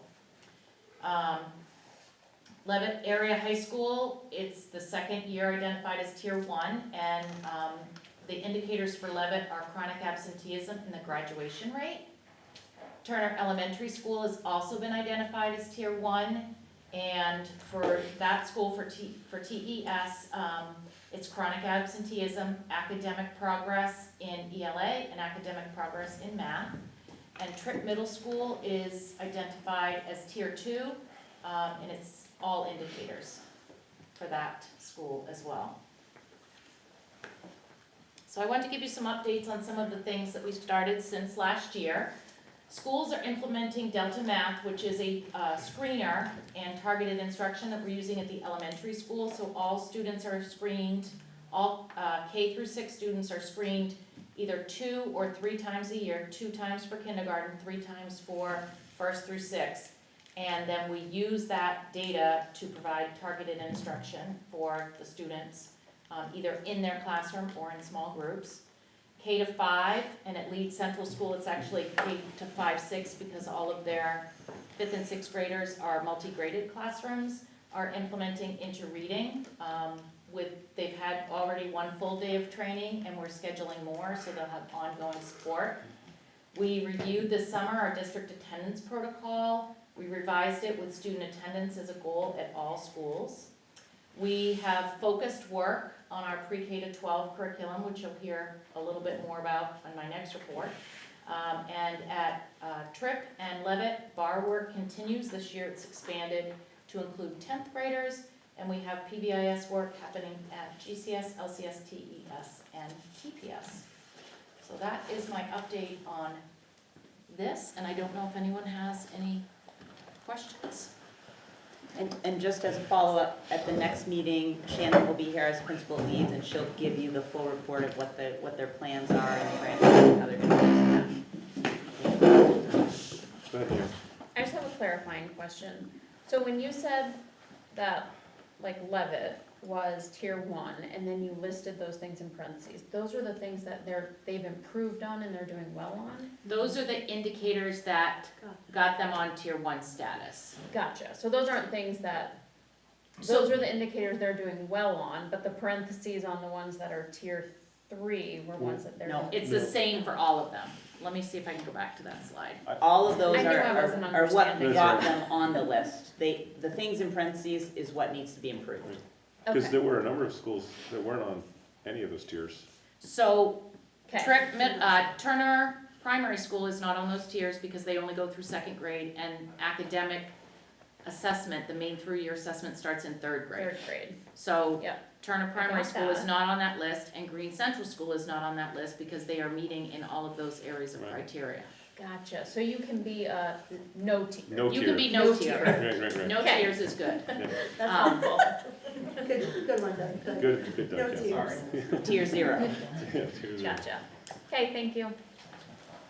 Just a request, for, there may be people listening at home who are tuning in, relatively new perhaps, there might be new families for whom terms like BAR and PBIS are completely opaque. So if we could just make a mental note to try to actually say what those are, it helps folks who might otherwise find that to be an obstacle. BAR is a program the acronym stands for Building Assets Reducing Risks, correct? And PBIS is positive behavior interventions and supports. Any other questions? Yes, I Chris. just have a question regarding the reading at Leeds. My 5th grader came home and was very excited, saying that reading had changed. And And is that due to this designation? And she was so excited to have vocabulary. It's Yes. very exciting, and I am very excited, and, this, I don't know if Doug or Kristen want to comment. We will be providing more information around how this, resource was selected, and then also updates on how it's going. So that's great feedback to hear from a student. So it has nothing to do with tier 3, it's district-wide, Oh, brand okay. new reading instruction materials Oh, for okay, great. everybody. Yes, Even K to better. 5, Okay, cool. and 6 at least. Thank you. Any other questions? All right, let's move on to the next report from our superintendent, Ms. Mitt. Okay, so I will try to be quick. So, district population total at this point, 2,045. That's about 20 more kids than last year. So it looks different in each school. Last year at this time, it was about 225, and by the time we did the October 1 count, which is like the official number for when we get our subsidy, that number likely will go down because like we're sorting out kids who've moved and we, they haven't got quite caught up in the system. All the schools will submit their list of kids, and then the DOE sort of like make sure that no kids are on 2 lists, right? They have to be owned by only one school district. So that number is likely gonna go down, but I think it's still gonna be higher than last year. More kids is always good in terms of subsidy, because 20 more kids across the district doesn't cost us another teacher. It's 10 kids here, 15, it's just gonna be more subsidies, so that's good. I know there were a lot of questions last year about superintendent's agreements. So as of right now, we have 98 that have come in. Last year, we were at 116. So we did diligently sort of work on eliminating some of those and reducing some of them. But when I say 98 have come in, 46 students left. So it's not like we're up 98, we're actually up 52. Last year at this time, we were up 55. So we've reduced the number of superintendent greets coming in, but we also have fewer kids leaving. Last year we had 61 families leave, 61 students leave. This year it's only 46. So that we're still up, but it's a total number down in terms of how many kids our superintendent agreement's in. So we've agreed to bring in, so these are new kids to the district. No, a lot of them are renewals. So how many new kids? I don't have, that's a great question, I don't have that number. Because, so if that's something we could get in the future, because I'm curious how many we're bringing in, new to the district. Yep. Not, I can understand keeping a kid who's been here for a couple of years, keeping them in district, because Yep. that's cruel. Yep. But I do question us bringing in more. Yep. So, Yep. Was the one thing I didn't count. sorry. So I will work on that for the next time, send it to you guys. So on the consent agenda, you have the student handbook. Last year was the first year. I tasked Teresa with this task last year. She was thrilled to take it on. We didn't have a consolidated handbook. Each school has ones that are individual to very school-specific things, but this puts all district practices in one place. So last year, you approved it. This year, it's got some minimal revisions. We had to update language around 504, special education, like no major changes. Reference to a new form for planned absences, making sure all the start times and the names are the same. So pretty minimal revisions that are in there. The out-of-state games is also on there. As of right now, we don't have one scheduled, but this just allows us to be able to schedule one and not have to have a delay if we have to come back to the school board. And then we have a special education teacher nominee, Melinda Blair, for Leeds Central School in the FSP program. She has been a teacher in CDS, a special education teacher in CDS for multiple years, and is now moving into the public school system. I will say, with a couple of subs filling empty ed tech positions, this means that Leeds is fully staffed. Mic drop. Yeah. FSP, CDS, FSP is Functional Support Program. Thank you. CDS is Child Development Services. Yeah. FSP was the program that we added the teacher taking money from the special ed reserve account at the end of last year because that program mushroomed to about 17 kids, and that's illegal. We have to have 2 teachers, so this position is that you all approved in the spring. Okay. Any more questions for the superintendent? Okay. We'll move on to the consent agenda. I'll just highlight that we have been reported, every single one of these items has been reported on tonight with the exception of 8.8, which is the consideration and approval of finance committee recommendations, but No one cares about no one does care. And the only way they got on here was because there was unanimous approval of that at the finance committee. So again, I'll remind folks that any board member can pull one of these to add to the full agenda, and I guess if anyone would like to do that, feel free to make that request now. Any of these items?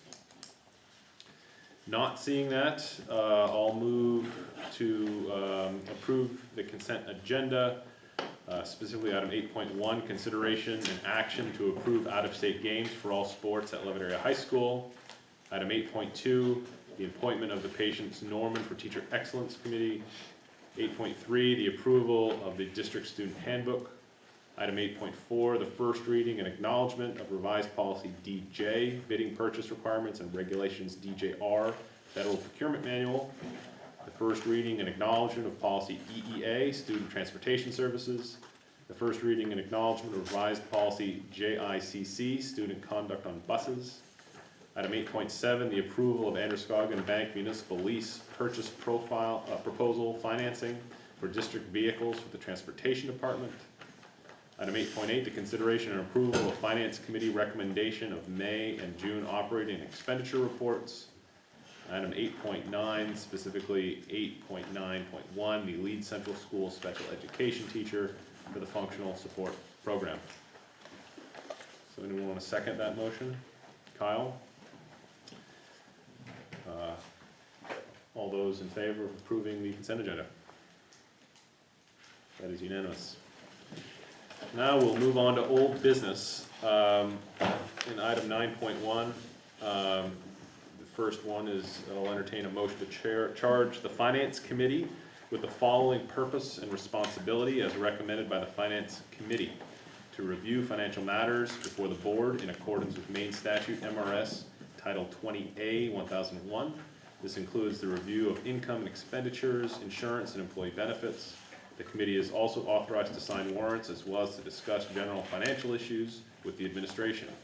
The committee shall bring financial matters such as bid awards in accordance with state and federal law to the board for consideration and approval when appropriate.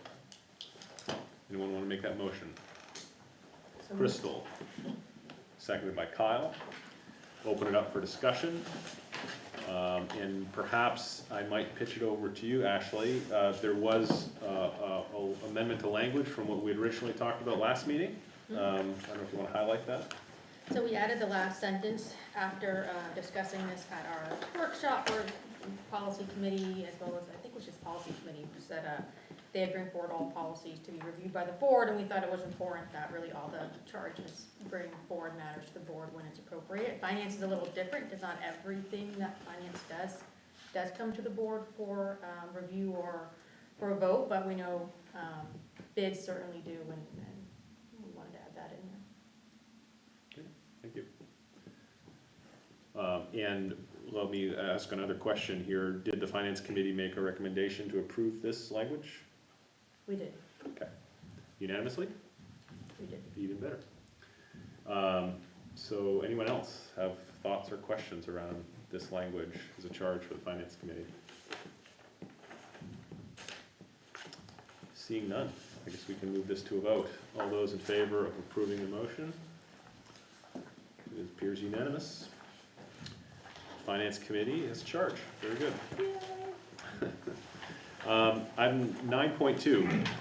I'll entertain a motion to charge the Policy Committee with the following purpose and responsibility: to review policy-related matters before the board in accordance with Maine Statute MRS Title 20A 1001, as well as MSAD52 Policy BG and Policy BGR.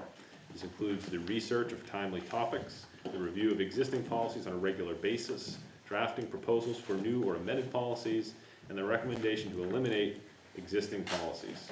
All policy recommendations, new, amended, eliminations, or otherwise, shall be brought to the board for consideration. No, this was changed. meeting, so I'm not sure if we wanna Well, make it. this is policy. Oh, policy? Oh, I'm And sorry, I get it. would anyone like to make this motion? My apologies. Kyle, anyone second? Crystal, very good. Now discussion. It is policy, Peter. Sorry. And policy has not had a chance to meet yet to discuss this, correct? Yeah, that's what I was gonna say. We, every other committee has met and it appeared on their agenda. Yeah. And they've had the chance to mull it over as a committee and we have You not, guys, so. you guys met before these were introduced. Right, right. So I would like Yeah. to I- propose that we give policy committee that opportunity. And I'm just gonna look for the date real quick here. Your next meeting was? The 19th. The 19th, so, yeah, I'll make a motion to postpone the motion until that meeting, which was October, did you say 19th? September. Sorry, September 19th, that's better. Really pushing I'll it. second. Wait, Joe made a motion to postpone. yes, to postpone action on this item until that date. Kyle seconded, is what I have. I think that sounds just fine, unless someone else really wants that second. I mean, I did say it first, but I wasn't as loud. I didn't say one word. Okay. Who seconded the first motion, so? I did. Thank you, Yes. Crystal. Any other thoughts around the postponement? All those in favor of the postponement? That is unanimous. No, what, yeah, sure. Oh, sorry, Peter. He raised his hand. I raised mine, I get to about here. It was actually low. So it's still unanimous. Oh, it's unanimous? It is Yes. unanimous to Okay. postpone. And are we going with Kyle for a second or Bree? We're going with Kyle. I know. Kyle, yeah, I know. Checking. So we'll move on to item 9.3, and that's a motion to charge the curriculum committee with the following purpose and responsibility, which is to review curriculum-related matters before the board in accordance with Maine Statute MRS Title 20A 1001, as well as MSAD52 Policy IGA and Policy IJJC. This includes taking a leadership role in the establishment and evaluation of the educational direction of the school unit through the review of administration recommendations, educational materials, and courses of study. All curriculum recommendations shall be brought to the board for consideration. Anyone want to make that motion? I move to postpone. Well, let's get this one off first. Kyle is going to make the motion, and Jamie's going to second it. And now we're in a discussion, Peter. You No, I wanna- thought the motion to postpone it would, Well, you got to get it on the floor before we postpone it. But- So we got it on the floor now for discussion. no, And now if you want to make a motion to postpone. make a motion to postpone I it. second. Second, well, Got your Bree. postpone to when? Wow, break. Motion to postpone needs to have a August. date associated with it. August. August? Our next meeting is October 3rd. Okay. But we did discuss it today, so I think we need to postpone it all the way to the 3rd. I think we can bring it back to the table on the 19th because we made our revisions to it tonight. It's Okay. just not what's here. It's just not what's here. So Okay. it can come on the, So you'd like to propose to the next meeting? yep, for the 19th. Okay, Peter, that was your motion? Sure. All right, and seconded by Bree. Got it. All right, any more discussion around the postponement? All those in favor? That's unanimous? Okay, very good. Item 9.4 of our old business is a motion made to charge the Plant Transportation Building Committee with the following purpose and responsibility. That's to review the management and provide for the custody and care of school property, transportation and facilities in accordance with Maine Statute MRS Title 20A 1001. This includes coordination with administration on current transportation and facility issues, as well as the development of a long-range plan for facilities, grounds, transportation, and capital needs. Anyone want to make that motion? Ooh, Kyle's hot tonight. Second by Anthony. Discussion around this one, and I know PTB just had the chance to review this tonight for the first time. And we actually amended it with adding some more verbiage to it, so we didn't postpone it to, but we could bring it since we agreed to it. Okay, To the next meeting. So make- Agreed, yeah. so motion to postpone to the next meeting, being made by Kyle. Is there a second to that? Second. Oh, sorry, Bree's gonna get it. And any more discussion around the postponement? Okay, all those in favor? Okay, very good. The next one, item 9.5, is a motion to charge the negotiations committee with the following purpose and responsibility, which is to review and negotiate employment contracts before the board in accordance with Maine Statute MRS Title 20A 1001. This includes the need to meet and discuss employment issues with members of the administration, and to negotiate collective bargaining agreements. Anyone want to make that motion? So Jamie, anyone second? Crystal? All right, discussion about the negotiations committee charge. Yes, Peter? Should it have just this includes the need to meet and discuss employment issues with members of the administration. It doesn't really say anything that the negotiations committee probably is taken care of in the rules, but with the board. So Oh, I just- how they interact with the board? Yeah. Yeah, That's my only concern. sure. Carrie, go ahead. So I actually drafted a sentence to add that would do that. So Okay. if we wanna, I can put it out to people in the next agenda and take it up on the 19th. Sounds good. We'll postpone this one too. If someone would like to make a motion, postpone. Kyle? All right. Anyone want to second that? Anthony? No, it was Anthony, I didn't believe him last All right, time. so this is a I know. motion postponed to the next meeting, 9:19. 9:19. Who got the second on that? Anthony. Anthony? Any more discussion around the postponement? I feel 80. All those in favor? Okay, that is unanimous. All right, out of old business, a lot of it will be coming back. Into new business, remember we moved item 10.1 to the front, which was the presentation by Richard Smith. So we're on item 10.2, which is the election of board representative and alternate for Maine School Board Association Delegate Assembly. I'd like to make the motion that we designate Jamie Johnson as our representative, with the alternate being Ms. Michaud. Is there a second for that? So moved. Second. Second by Peter. Discussion around the designations, representation, and alternates? Question. Yes. I assume they'd want the position? Well, would you like to go, Jamie, as our designate? Yeah, I would love to. I've always been the alternate, and I think the first year I couldn't make it, and Anthony, as the alternate, ended up going, which was awesome. No, it was so- not. Well, I will volunteer as tribute for this one. And Ashley being the alternate? Very good. Okay, all Oh, right. yeah.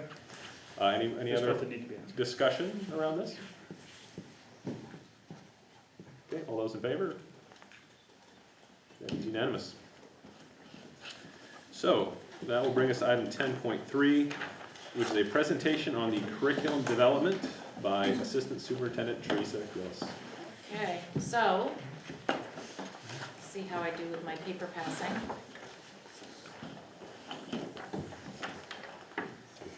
Thank you.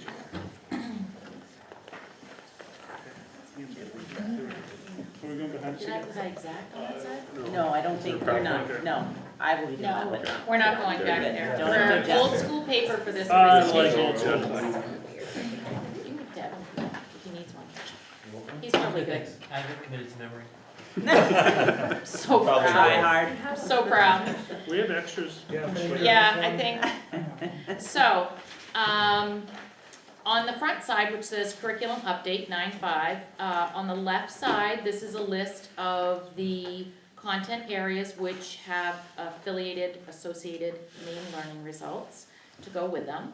So I started with last year because you heard that we were doing curriculum work last year, and it really highlights that we were able to do work by pre-K to 6 teams, and as I indicated at the curriculum committee meeting tonight, that work was stop and go because there is no consistent time for pre-K to 6 teachers to work together, other than the full professional development days built into the school calendar. 7 to 8 worked in content teams, and 9 to 12 worked in networks at the high school. We had some initial trainings the summer before, the summer of 2023, with Atlas, Rubicon.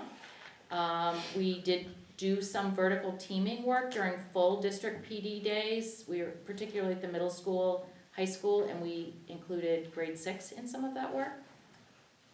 Also, there was some specific grade or coursework on standards as well as assessments. And over the spring and summer, Carrie and I did a lot of talking about how we could improve the process. So what you're seeing before you is laid out. It's not complete yet because we're still just starting this work. But under the column 24, 25, it indicates, and this is based on the strategic plan, when the curriculum, and when I say vertical curriculum, that means that all of the grade levels have the standards entered into Atlas Rubicon, and we are able to determine that there's no gaps or significant overlap. So, Real quick question.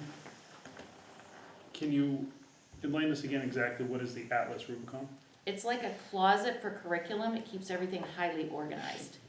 Online. It's an online platform, but I liken it to a closet because it's got specific sections for the standards and for assessments and for activities. So, and if you would like, I know we had a presentation, I think probably before you were on the board, Peter, again, so we could certainly have them do that. I was just gonna say that, we're gonna talk about Atlas so much, and I Yeah. think we had that like 2 years ago. Yep.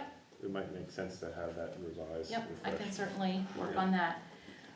So another area that we're doing in ELA is we're implementing inter-reading instructional materials for K-5, at least it's 5 to 6.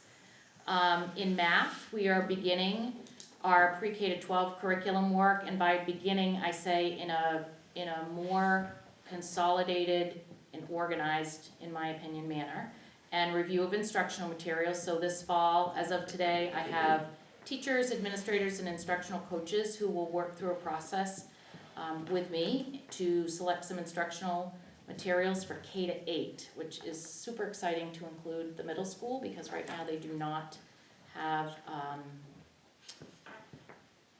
consistent, and the elementary schools are doing some different things. So we'll bring that more into alignment. Next year, we will finalize the vertical curriculum for math, but we are going to also work concurrently on the standards and assessments this year. For science, we will be working with the revised main learning results for 2024 and complete that work.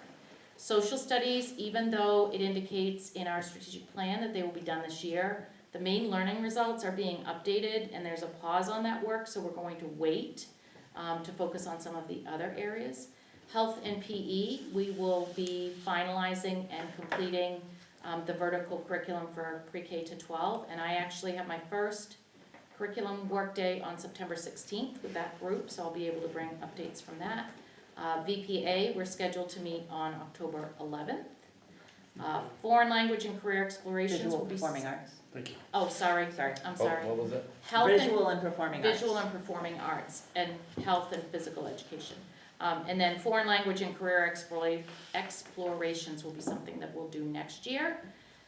This was really something that I put together with a hope that as we move into this work, we'll be adding, because once a curriculum is complete, we'll have 2 to 3 years of implementation and some revisions as needed, and then we'll come back.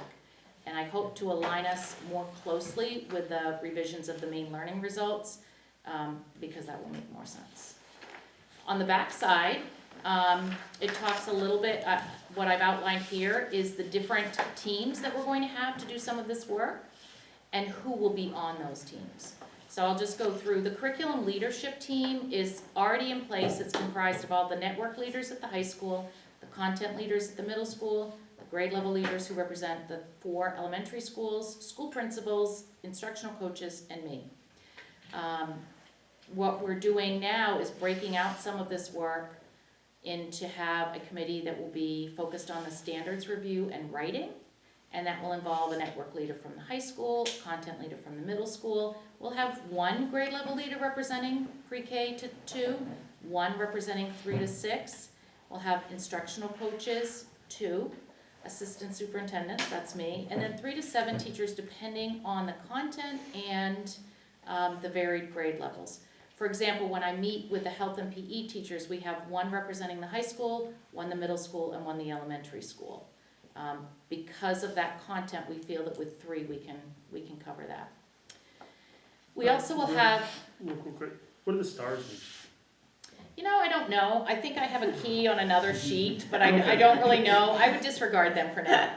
I think when I was copying and pasting, I had a plan in mind, but I was just looking at that and I'm like, I don't know what that means, so I apologize for the confusion.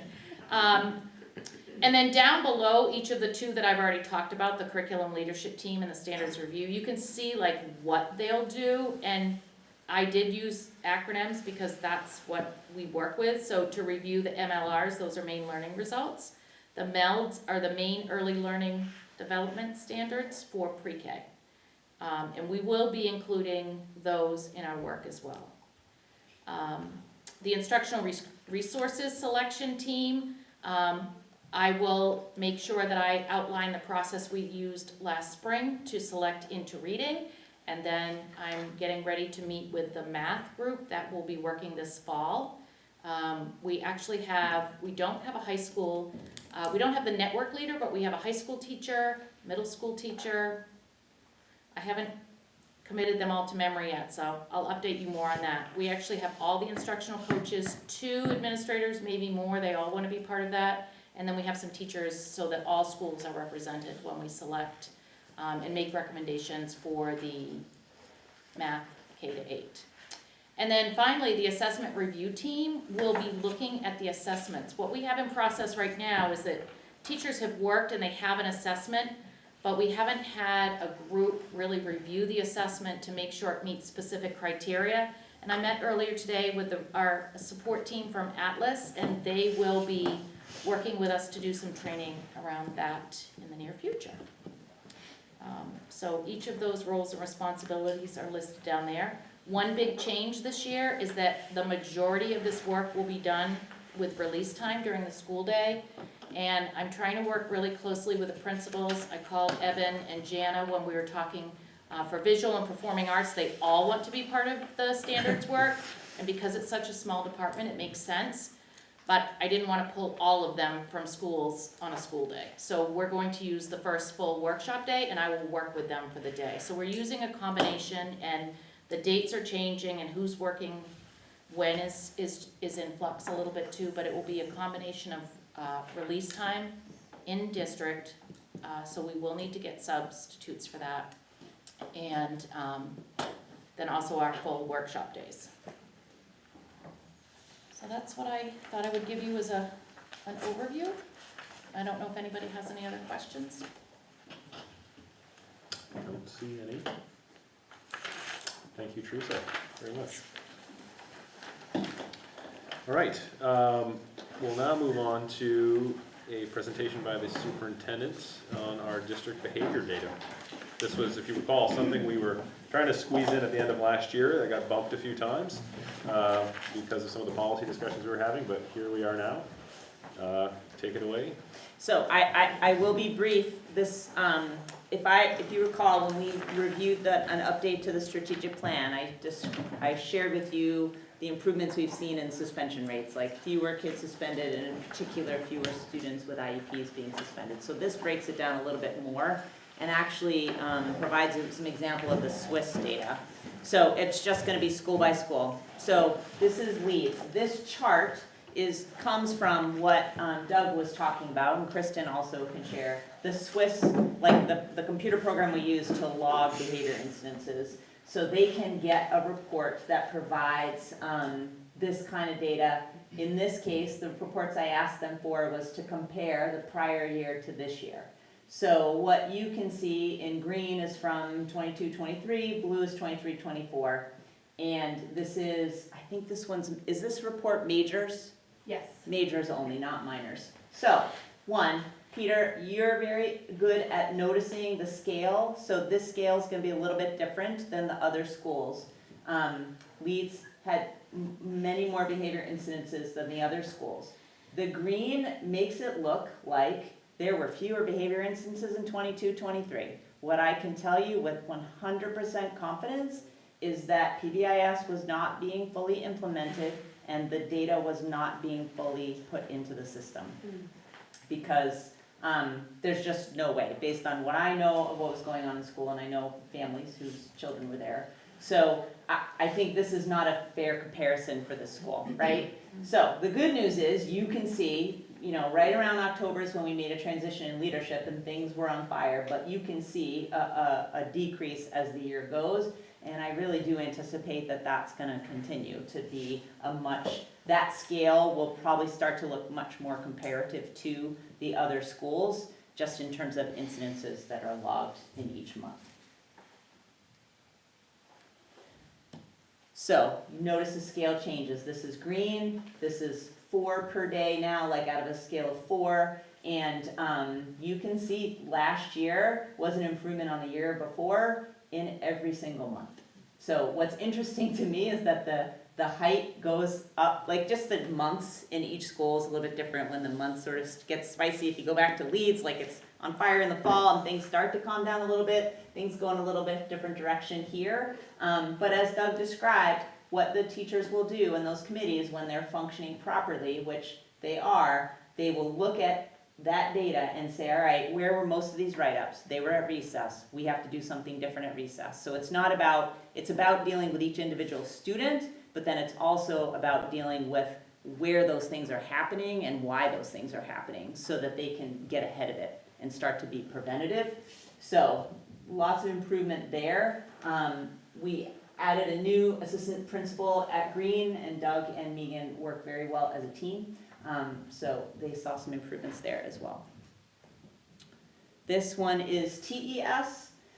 If you recall, so you can see for TES, it depends on the month where there's strengths and where there might be. If you recall, we have added Dean of Students at TES. There's a lot of kids at TES, similar to TPS, more than what a single person can do. And so our hope is that with that much more proactive ability of more support for teachers, not just Kristen, but now Sam Albert is the Dean of Students, that they will be able to respond much more quickly, make plans for students to try and make sure that things are dealt with in a quicker manner. So that one, it sort of depends on the month. Some months it looked worse, other months it worked better. I would also say that prior to 22-23, I think when Kristen came on board, the data collection wasn't super awesome and consistent. Staff have to put in, we want them putting in as much as possible, and then they're required to put it in by 8:30 every morning, just so we can see the trends. Yeah. And when you say put it in, this is the Swiss system we're talking about. The Swiss system, yeah, so we log their entry in the database that we use, yeah. All right. This is Turner Primary. The scale is again on the 5, and if you recall, we added the Dean of Students mid-year last year in January because TPS was also without a guidance counselor and had 300 students, and it became unmanageable. So I think they started to see some direct improvements sort of once, and that's Lindsay Holst is in that position. She's returned in that position this year. You see some pretty some improvements sort of once she gets her feet under her. But I also, it'll be good to look at this data to sort of see that impact. But I think what Kim described was just not being able to give individual kids the amount of time they needed to deal with some of the issues and behaviors that she was sort of like, it was triage all the time. Kid comes in, you patch him up, you put him back. Lindsay's now got the time to actually make the plans and really work with students on a one-on-one basis. So our hope is that we'll see some improvements there as well. And so at the high school and the middle school, they don't do Swiss. Instead, we look just at the suspension rate. And I had a different chart in here, but the data, I hadn't updated it. That data was from May when I thought I was going to do this presentation. So this just gives you the percent of the population that was suspended. And over the last 3 years, that percent has dropped at the middle school. We can attribute that to a lot of school climate work, a lot of student interactions work, the implementation of crew, lots of really positive things that have happened there. So 21-22, which was Jana's first year, 33% of the kids got suspended at least one time. 1/3 of the kids in the middle school got suspended at least one time. That's a huge number. Yeah.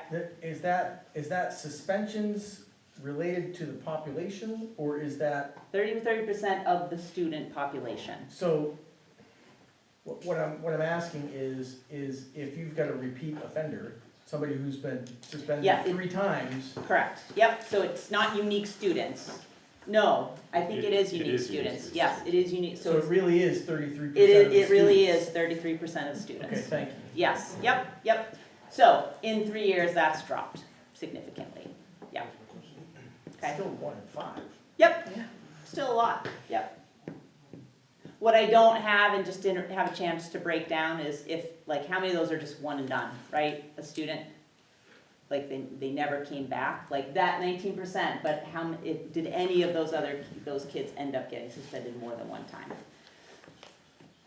And then for the high school, the trend's similar, 21, 22, and I will just say, all of us who are principals, 21, 22, we will tell you it was the hardest year we probably ever had as principals. Teachers will say the same thing, but I think administrators were faced with tremendous challenges. So that was a really bad year. It was bad for the school that I was leading at that point as well. So that has dropped down to 13%. So, And we don't have data that shows what it looked like prior to that, do we? I think I actually do. I could go back and look at that for the. I'm just curious, like, what that, if it was down here and then all of a sudden went up, or it was actually. 22 is definitely the high point, but I can go back and look. I think I've had Jason pull earlier. So I can share that with you. Now that I know all about Swiss, I'm really wondering, is there something that the middle school and high school have? Some kind of data-driven analysis software or something? Use PowerSchool. PowerSchool? So we switched last year. So what had been done was using PowerSchool in log entries where it was sort of just typed in. Now we're using the incidents function of PowerSchool, which does allow, for example, for bullying and things like that, you add in the name of the victim so that you could track, all right, is this one particular kid the victim in multiple incidences, right? So you don't lose track of the fact that the student is being, like bullied by one kid and then a couple months later it's another kid, but that one student continues to be that center. So there's more ability within that to track some specific detail. So it's just a matter of what we put in and then what we asked for it to pull out. Is that specific detail the reason we do not use Swiss at the middle school and high school, or? So I don't see why Swiss couldn't be used for a similar situation. I'm just curious why we chose not to. So the middle school was using it last year. PBS is not as close a fit at the high school, middle school level, but Evan, you can speak to that. This was a decision we made long ago, that the data that we track in PowerSchool is similar enough to doing it in Swiss that we're able to pull up statistics or whatever without having to enter it twice. Because putting it in PowerSchool allows for a number of different functionalities, one of which being sending correspondence home. It's the same system we record grades and whatnot in, so rather than entering things twice, we enter it once. Well, I would agree. If you have to enter it once, then yeah, no reason to do it. And the elementary schools, the only thing they enter into PowerSchool are those the state reportable events. So if there's a bullying, if you have to suspend a student, like if there's a state reportable offense that the DOE collects, then those have to go into PowerSchool because the state will directly pull it out of PowerSchool. I was just gonna add too, if you are using Swiss, you have to be working with a Swiss trained facilitator. So the 4 schools and last year the middle school were working with myself and Mallory Murphy, one of our instructional coaches, and we're trained facilitators, so we can make adjustments within the system. It's just their rule, so that's another layer too. Jamie? I think Bree was. Oh, Bree, sorry. Quick question about Swiss. In that program, does it allow multiple teachers to see incidences, or does it just go straight to the principal? So like, if they know that there's this child who's having a problem, like in the content classroom, but like the music teacher could also see, or does it just go straight to the principal? It goes straight to the principal for review, or in some cases, the dean of students for review. Right. And then what happens is when teams are meeting to discuss students, they can pull reports and others could see those reports. Okay. But it's not as if there were, like, all the teachers that see that student in the day would not get that report. Okay. Except what the principal or dean of students communicates to them in regards to that, which I just can speak to when I was at Turner Elementary School prior to Kristen. I would communicate with those that needed to know via email or meeting in person the same day or the next day, just so they knew what was going on. I would say for any major or office managed situation, an email goes out to all of the teachers about the student, just so we're all on the same page. Jamie. So, question, what constitutes a referral? Is that subjective, or is there like a measurable behavior? Yes, so that's why our numbers are really high, but, so we do a lot of work on what to put in as a referral. We have like a flow chart that we use, so what's a minor, what's a major, where should it go, and then sometimes there's also coaching, because sometimes, like ours used to be set to automatically be a major, and some people were forgetting to change it, but it would be first like fidgeting or something like that, you know, like, so we want to be able to track that so we can help support kids, but that's not a major behavior at all. But, so yes, there's, and I can give it to Carrie and Teresa, but we have like, this is what you do for a major, this is what you do for a minor, and these are what they are. So. There's, Yeah. I just also wanted to add too, it's an incident referral form, right? That's the IRF. That itself is not a consequence. It is simply data collection, data tracking. You'll write up, well, that used to be sort of like, oh my gosh, I'm in trouble, I get written up. That's not how we utilize that. And just like at TES, we have a pretty clear, and spent a lot of time going through that flow chart as to what's the major, what's the minor, who handles what level of support is kind of individualized. If a teacher might be, a master at it, might be able to support another teacher, or if they need additional support, we wrap around that too. So we try to, all have that clarity and the consistency too. I was just gonna add too, to that, there's specific definitions that are common between the 4 elementary schools.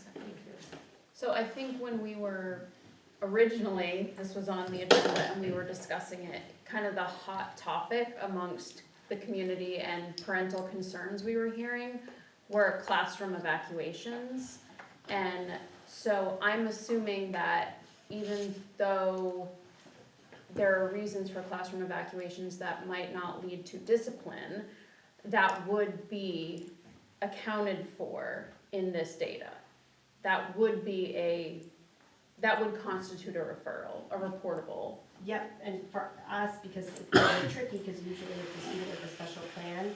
Right. So some of that was like that training of, even though they have that, we still need to document it as a major. Okay, I just wanna make sure that was within the data. And our data doesn't show like, because we would sometimes take out 1 or 2 students, it's like, wow, that's way different, right? Right. So it doesn't really identify, it's not saying it could be like 1 kid with all those, 1 kid, but yeah. Right, okay, gotcha. Here. A couple have been kind of answered, because one of my questions was the evacuations or the overall class disruption, to make sure that, which would then lead into the next question of, I believe a lot of the disruptions would fall under minors. Fall under what? Fall under the minor category, to a point. Oh, most classroom stuff, yes, is minor, Yeah. right? Yeah. And any sort of classroom activity acts as a disruption, so that would be one of my questions is, how is, what do those numbers look like? How many as we get more, how many minors are we getting in the course of the day, of the teachers that are causing even a minor distraction during the teaching day?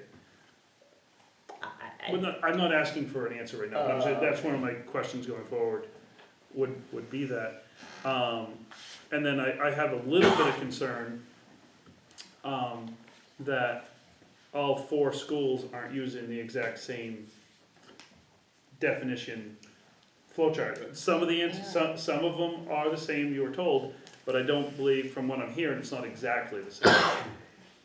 Look at the definition for major and minor is the same, but the flow chart of who deals with what is not always the same. So everything that is considered to be a minor is the same in Yes. every single, okay. Yeah, So there's that, like a definition of if they what would say be it considered is. a minor, okay. Yeah. That makes me better, Yeah. that way we know the You're numbers. comparing apples to apples. Exactly. Yeah, yeah. And then I would go back to what Bree was talking about, the teacher notification, if a student is having a bad day, to possibly have, because I'm well aware that there are many days where the principal, and even sometimes the principal and the vice principal, or dean of students, or whatever term we choose to use, happens to be out for some particular reason.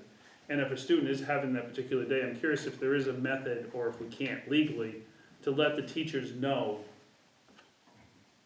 that this student's having a bad day, who might be interacting with that student, and be prepared for it. Because I've heard that can be an issue, where all of a sudden you're getting the student that just got a detention in the class previous, and you're like, you don't even know that, and you all of a sudden say something to them and they blow right off because you didn't realize that. I mean, people who might communicate around a student might be the social worker, might be the school counselor, principal, assistant principal, dean of students. Like, there's a number of other people who might have information to share with teachers about what's going on with a kid. But And is they there a would do way that. that if this information is given in, is there an official, is it just up to the judgment of those people? Or can teachers actually have the ability to know that Johnny is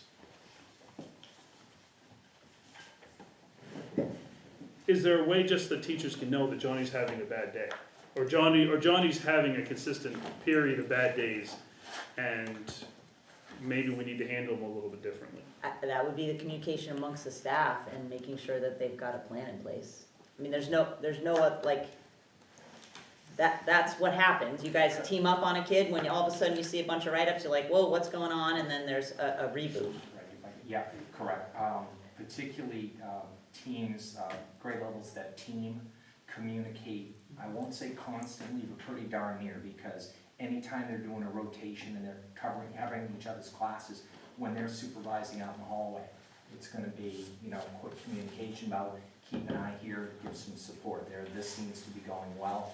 As they're transitioning, if they're going to a special, they will give that teacher a heads up. It's kind of how we do school. It is that clear communication, and we always wrap in as appropriate the social worker or the school counselor, and that's a really interesting and powerful perspective, because they have a lot of information that we may not have.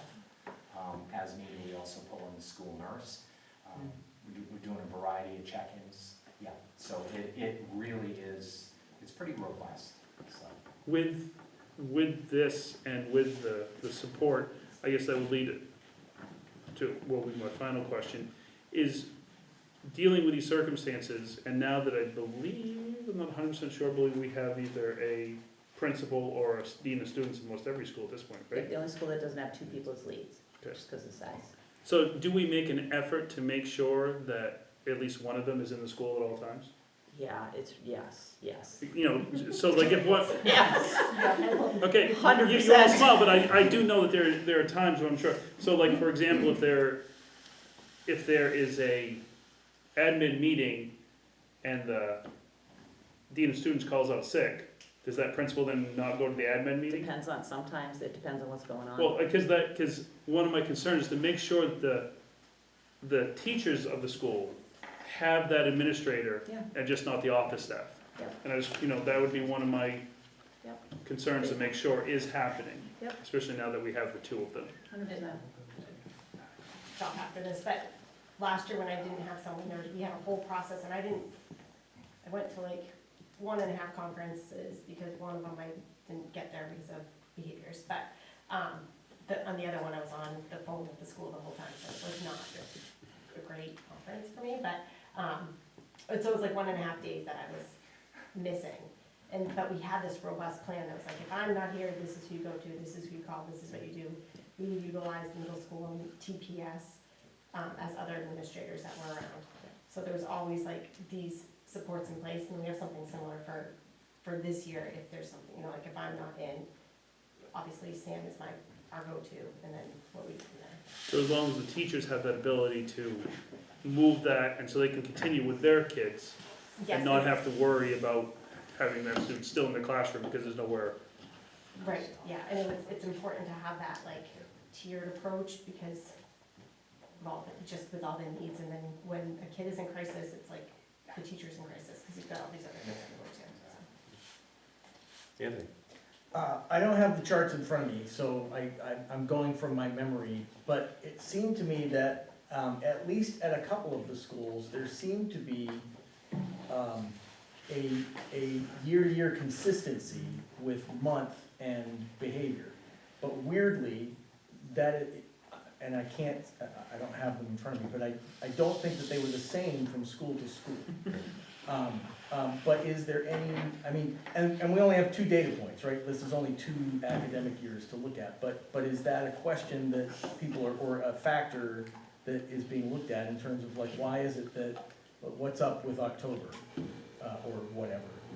Yeah, I would say they look at the month, I mean, for my career, and I assume you guys see the same thing, Thanksgiving to Christmas can be really rough. It tends to be a high sort of like energy with some issues around that time. But it could be individual students. Sometimes a kid moves in and all of a sudden something's different. You've got new energy and new student who comes in, or you may have a student that's got a crisis outside of school and that sort of blows the data up. There's a lot of reasons why that might happen. And another interesting one that I've seen occur is you may have a dust up with a particular student that you've had in school for a long period of time, and particularly if there's a trauma reference, sometimes it's interesting the length of the particular day, a certain month, a certain week of a certain month each year, things like that. And you can almost, you don't want to say you can set your watch by it, but we try to plan when we're aware of that. We try to plan ahead and put some of the Coming up on the anniversary of. Exactly. Yeah. Exactly. Can we get that report What report? that you just showed us? The chart. Can You you, mean by the months? Oh, No, it's can you shared? send it to us? Oh, yeah. Sorry. I thought you were asking about a report on like. Predictive behaviors. Yeah, predictive. That's fine, sorry, I didn't understand. I will send you the chart. Soon enough, we'll have AI integrated into the system, but right now. But January was high too, so it's when they come back from vacation, just before vacation. So But it's a big not uptick. consistent from school to school. No, All not right. necessarily, but those are just some other indications. Okay. Anything else around the behavior data, questions for Carrie? All right. That is going to bring us to item 10.5, which is a request for executive session for AFS CME negotiations pursuant to 1 MRSA 4056D. Would anyone like to make that motion? Kyle? Kyle? Ooh. You want a second? Free? I'll second. she's not good enough to second. All right. She's Seconded by first or- Crystal. First or nothing, Seconded by Crystal. first or nothing. All right. All those in favor of entering executive session? That is unanimous. Are we coming back? We are going, this is the last item on our agenda, so feel free, audience, to take off, and we're going to hold the executive session in the library.